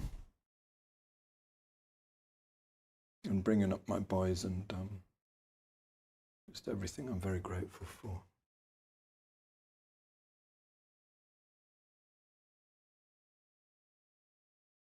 Interesting. So Sandra says, I've found that once I lose my grid on the painting, I lose my drawing skills. I also find that same issue with the value. If I lose the correct value, my statue drawing has attitude. She's chewing gum instead of a normal cheek. Yeah, that is so easy for that to happen. Yeah, drawing skills. So you should have access. Oh, I need to get back to you actually for your email, Sandra, but you should have access to the drawing practice exercises. They're not the most interesting things to do in the world, but learning to eyeball shape is a vastly underrated skill. You know, it really, really helps you in everything you do. And then for values, form foundation course and then keys to colour. The spinach.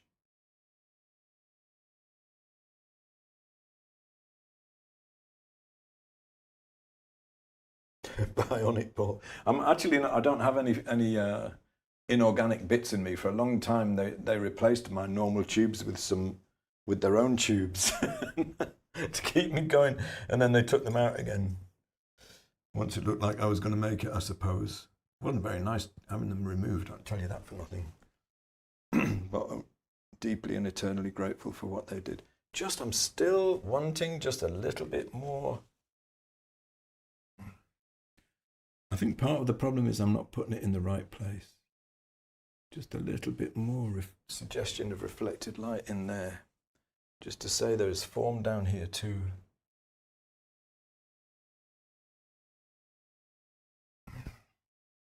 Oh yeah, that's all right. Yeah, I think that's okay.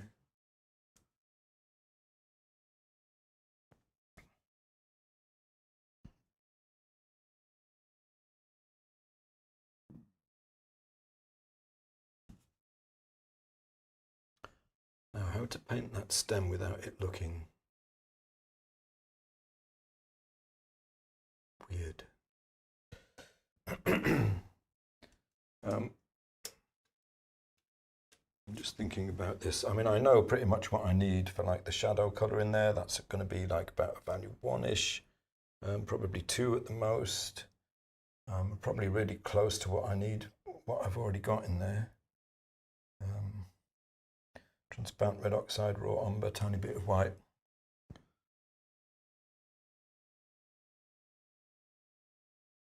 Try and paint this shadow colour so it's right.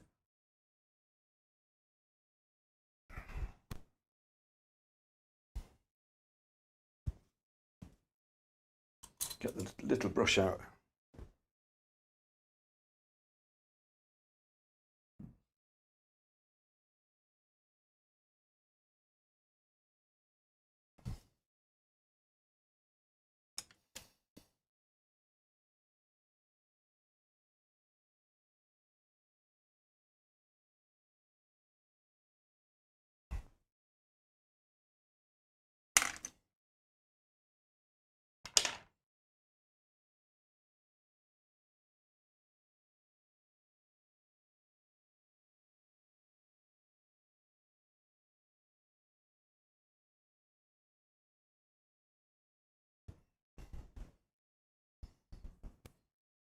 I think you're right, Susan.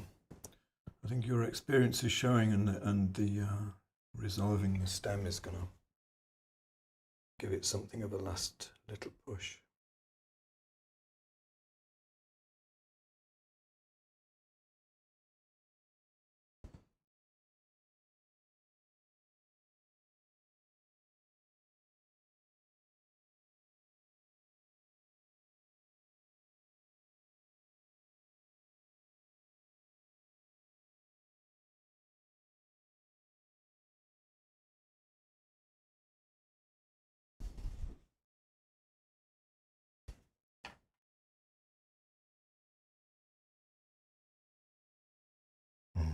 Needs some yellow.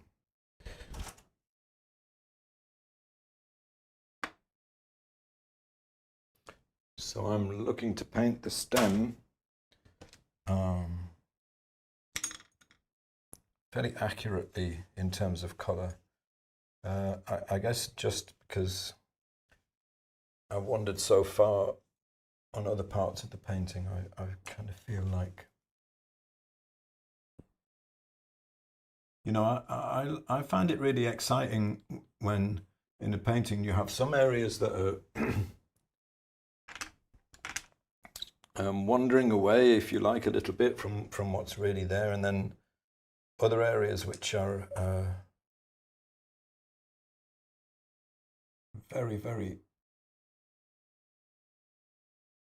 carefully finished and very realistic, for want of a better word. I find that kind of almost like a tension that makes. I find that quite exciting.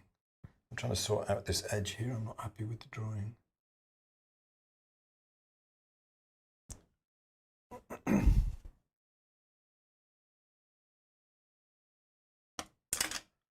Really be using the knife.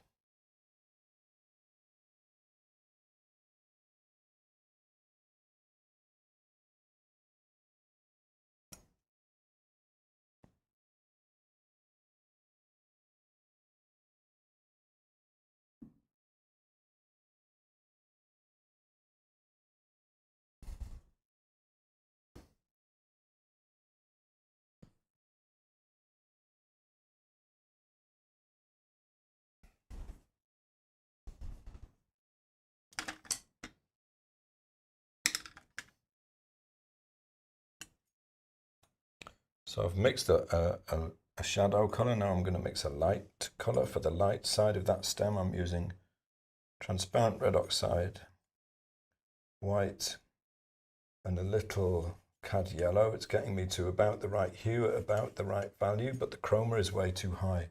So I'm going to drop the chroma with raw umber and white to the same value. Not too yellow, I think, a bit more orange.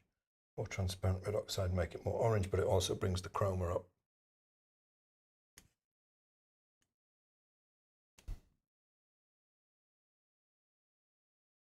A little dark.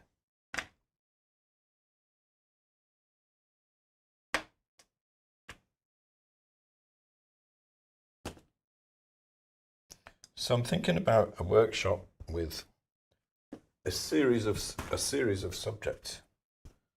The thing is, I think with this kind of what I'm doing here, I think just a single layer is not enough. It doesn't give you enough chance to explore possibilities.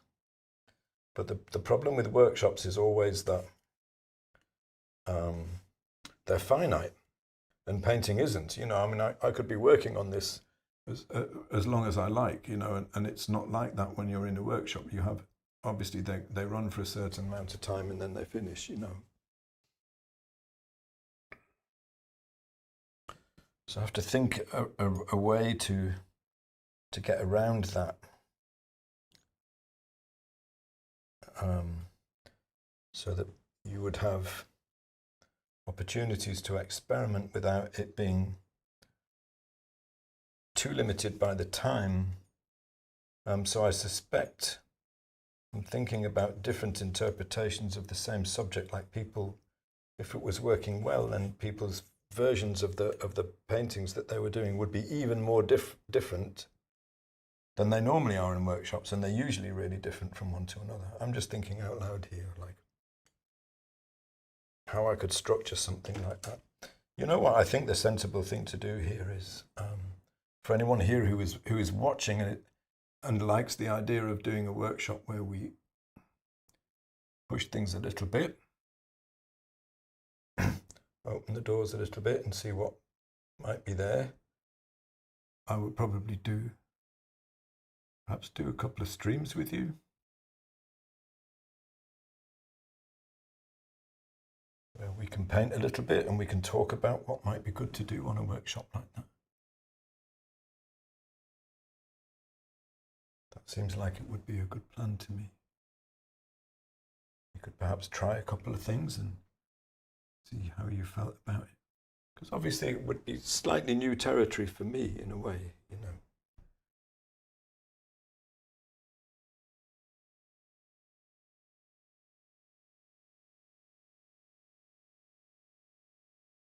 But I guess in some ways it might be relevant because it's, you know, some things that I'm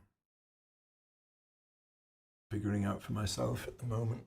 But what I would need to make sure of is that there was enough about the fundamentals for people that needed that too, so that it wasn't just about, you know, pushing your boundaries, if you like.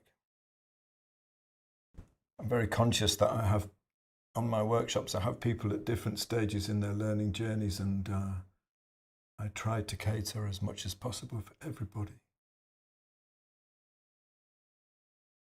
Is the stem coming?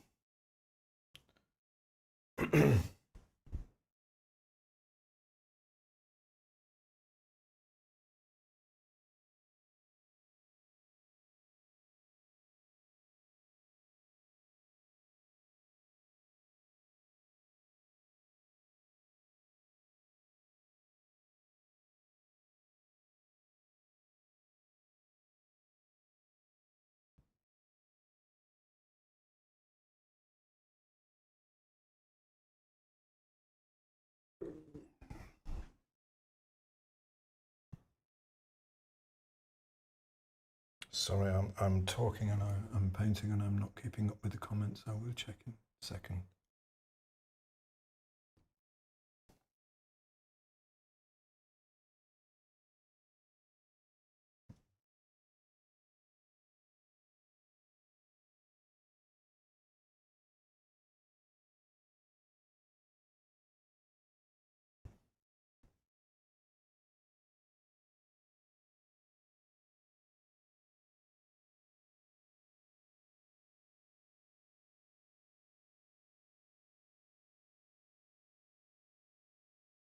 Stanley says, are you familiar with David Lafell? I am indeed.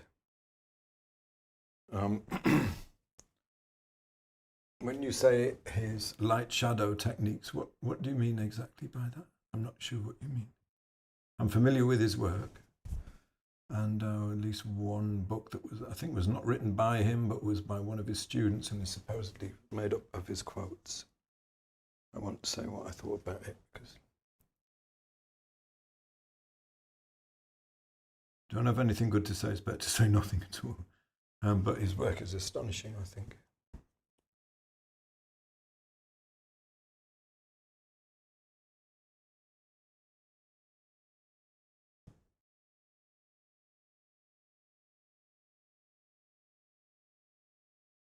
I think he still does. I heard, I think he was still doing some like live streams and question and answer things, which is a wonderful, thing to be doing. What must be for him now, like fairly advanced age, pretty advanced age, still to be giving.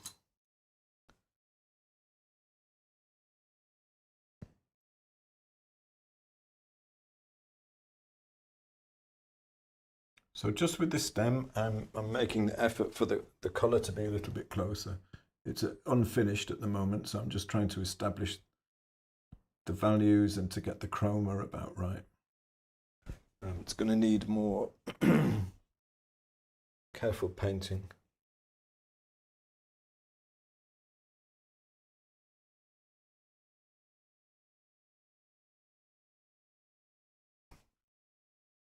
But from a distance, I think it's working pretty well.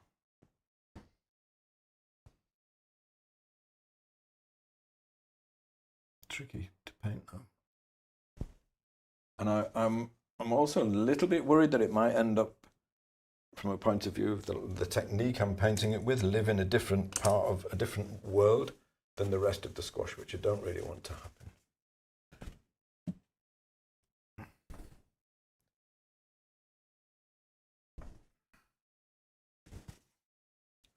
So what I'm doing now is attempting to soften some of these transitions, but I'm doing it by dabbing it with screwed up kitchen roll so that I end up adding a little bit of texture as I go as well.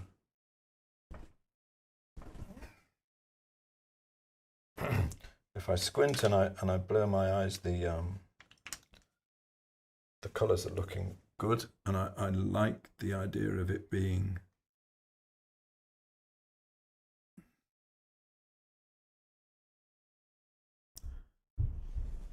more realistically painted, if you like, than the rest of the squash. It's made the rest of the squash look more greeny blue, actually. I mean, obviously it's not the same, the squash isn't the same colour as it is in the painting, in the reference photo, but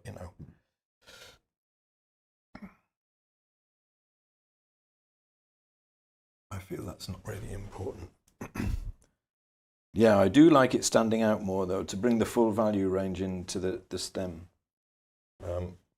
I definitely like that, but it needs a little bit more work. And also what I want to do now is to stop working on it. From a distance, I'm very happy with it. Close up, there are some things that I would like to resolve. I think probably all this area I will leave. I'm in two minds about this scrape that ended up coming down into the shadow. I like it and I don't like it, so I'm not sure about that. I love this scratchy, feathery edge that's happening around here. I like this a lot around there. I'm happy that the form is working. I love all of these colours. But I want to bring out the form a little bit more stronger and a little bit more carefully around here, I think. And that's probably going to take another session. And just to really nail that stem will take another session as well, I think. But actually, considering that today could have gone pretty much in any direction. Oh, nice. What was that? Green, gold, and black, I think.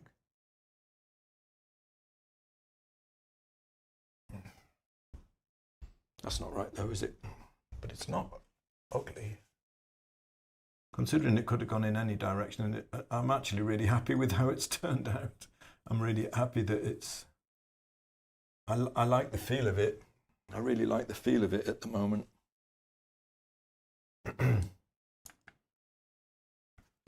I set out to try and experiment with it a little bit, and to try and keep that kind of that beautiful sort of poetry that you get with the wipeouts. And I do feel that, at least to an extent, as far as that goes, that that's gone all right. I don't feel like I've lost that gentle sort of softness.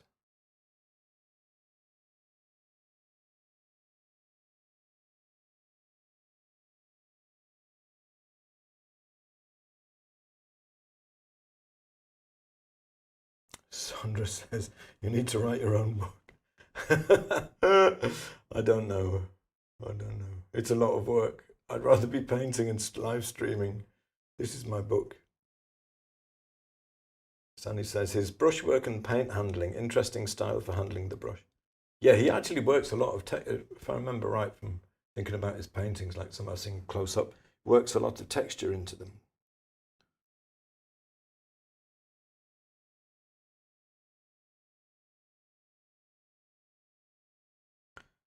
Colette says, I love painting on oil paper and arches paper. I love the matte effect. I was wondering if I could use cold wax as a varnish and not buff it out. Yeah, well, from what I've been reading recently, yes, you absolutely can. Makes a perfectly good varnish, yeah.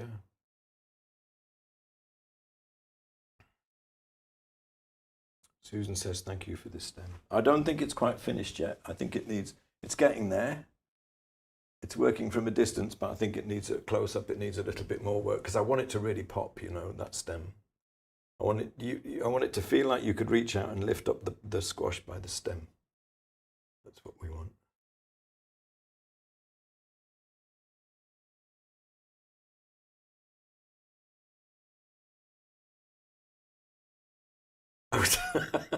They will say things like, Paul was thinking of how the pumpkin was the best light ever, and you're only really thinking about pizza. How did you know? How did you know? How did you know, Sandra? Yeah, I'm getting hungry. I'm like, yeah, I need to work on this bit. I need to resolve that. I'll think about that later. Actually, no, I'm just getting hungry. You know what I really like, though, about this scratch? It's ended up as almost the same colour as this little bit here. I don't know why I like that so much, but I really, really do. And I would like to work some more of that in, I think, possibly.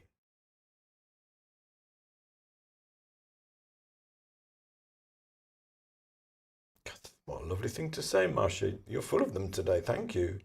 Oh, I will read that one out. She says, this is a subject I would never choose to paint. Ugly, actually.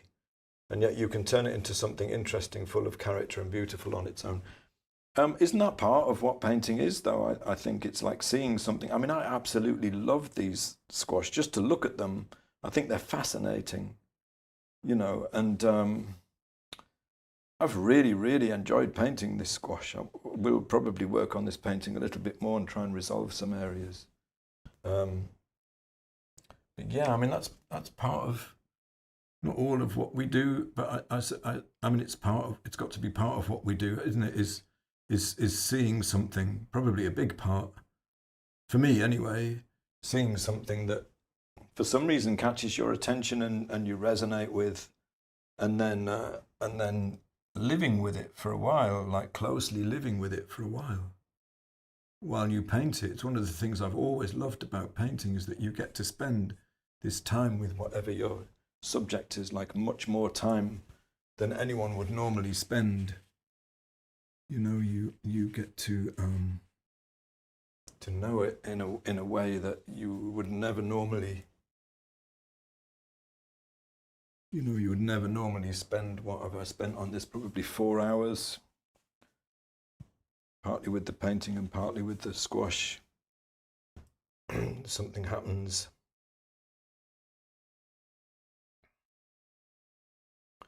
Cheryl's bothered by the orange scrape. Ooh.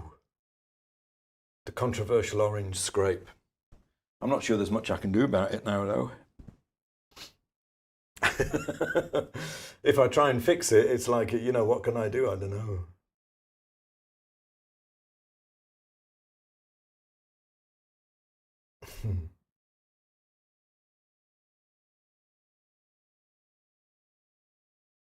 That's very true, Sandra.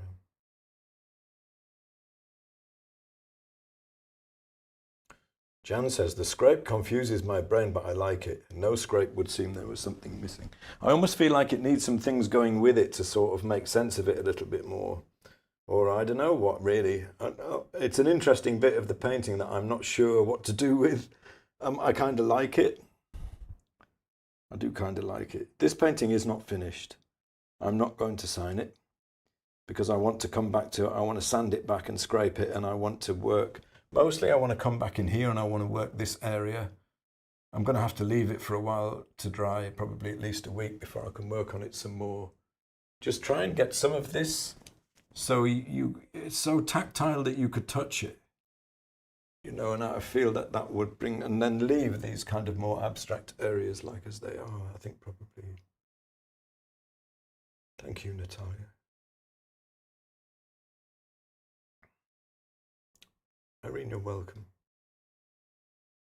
Marsha likes the orange scratch. I'll have to live with that one for a little bit and think about it. Diana says, what if I went for dioxazine purple instead of the blue, green and shadow? Just do it, Diana. It will work. It's a transparent colour. It's a low value, high chroma transparent colour. It will work. I ended up with mostly Windsor green, quinacridone gold brown, and some quinacridone rose. And some, I think there's some green gold in there as well. You know, what's the worst thing that can happen? You wipe it off. Decide you don't like it and you wipe it off.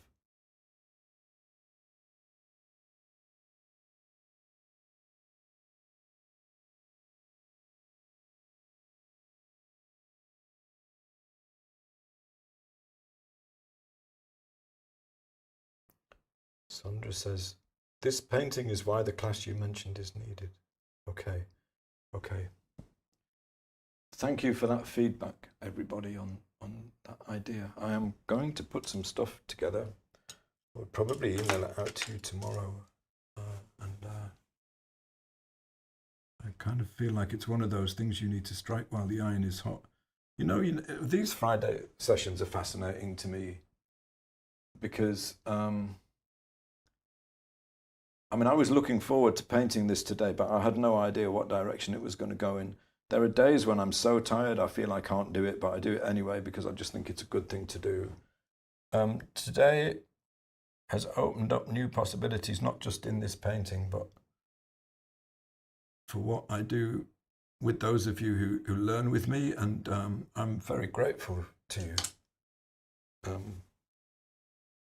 for opening up that possibility. And we'll see where we can take it. Mariana says, stop. Stop. Stop for now. You're right. I'm diddling. I'm talking and I'm diddling like a nervous tick, and I must stop before I do anything else. I must stop. Mariana, we need to have another painting session. Oh, life has got so busy and it's been difficult to fit it in, but we need to get moving again. Go for the dioxazine purple, Diana. Go for it. And then do it, and then stand back and spend some time looking at it and deciding whether you like it or not. That would be a very good idea, I think. Thank you, Anthony.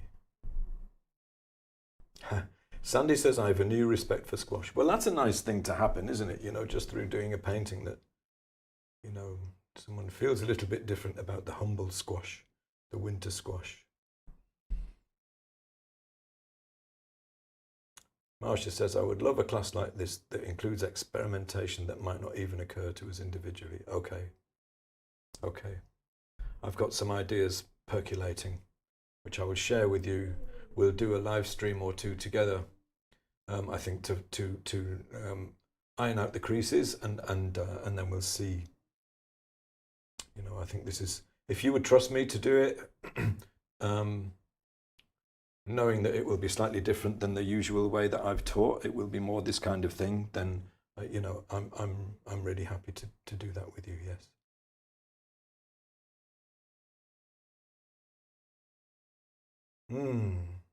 Waji Hassan Farouk says, can you go live while starting a painting and for all subsequent painting sessions? Yeah, actually, this one you can see the first session was last Friday. I don't often paint over more than one session on live streams, but this is the second session on this one. So if you go to the channel and you look in the live session, in the live menu, you'll be able to see the first session on this one.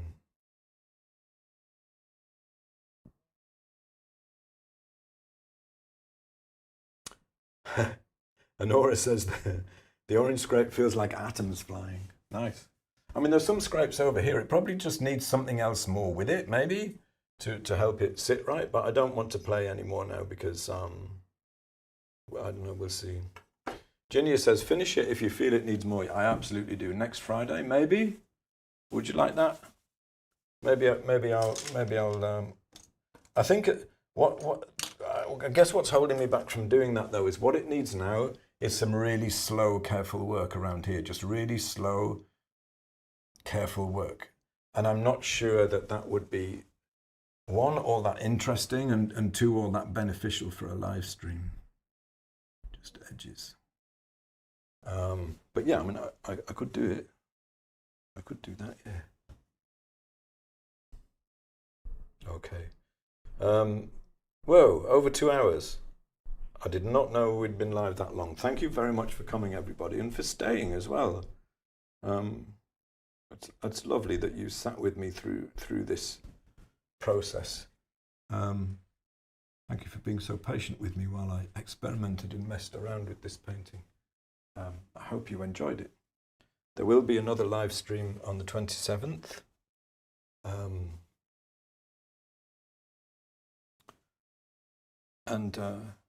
But there won't be one on the 3rd because I'm going to be riding a motorbike through the night in Devon for 14 hours. God, it's mad. Why am I doing it? I think because, you know, that might open some doors too, and it's hard. Thank you, Judy. That's a lovely thing to say.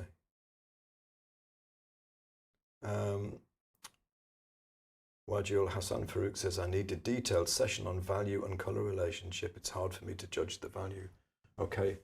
Have a look through the back videos, the back catalogue of videos on the YouTube channel. There are some where I'm just talking about shadow and light colors. Somewhere I'm just doing value wipeouts. Somewhere I'm focusing on edges. There should be enough in there for you to find, to help you. I think, I hope anyway. Look me up on Google, find my website, send me an email, and we'll chat some more about what you need and what I might have that will be able to help you. Do that for me, okay?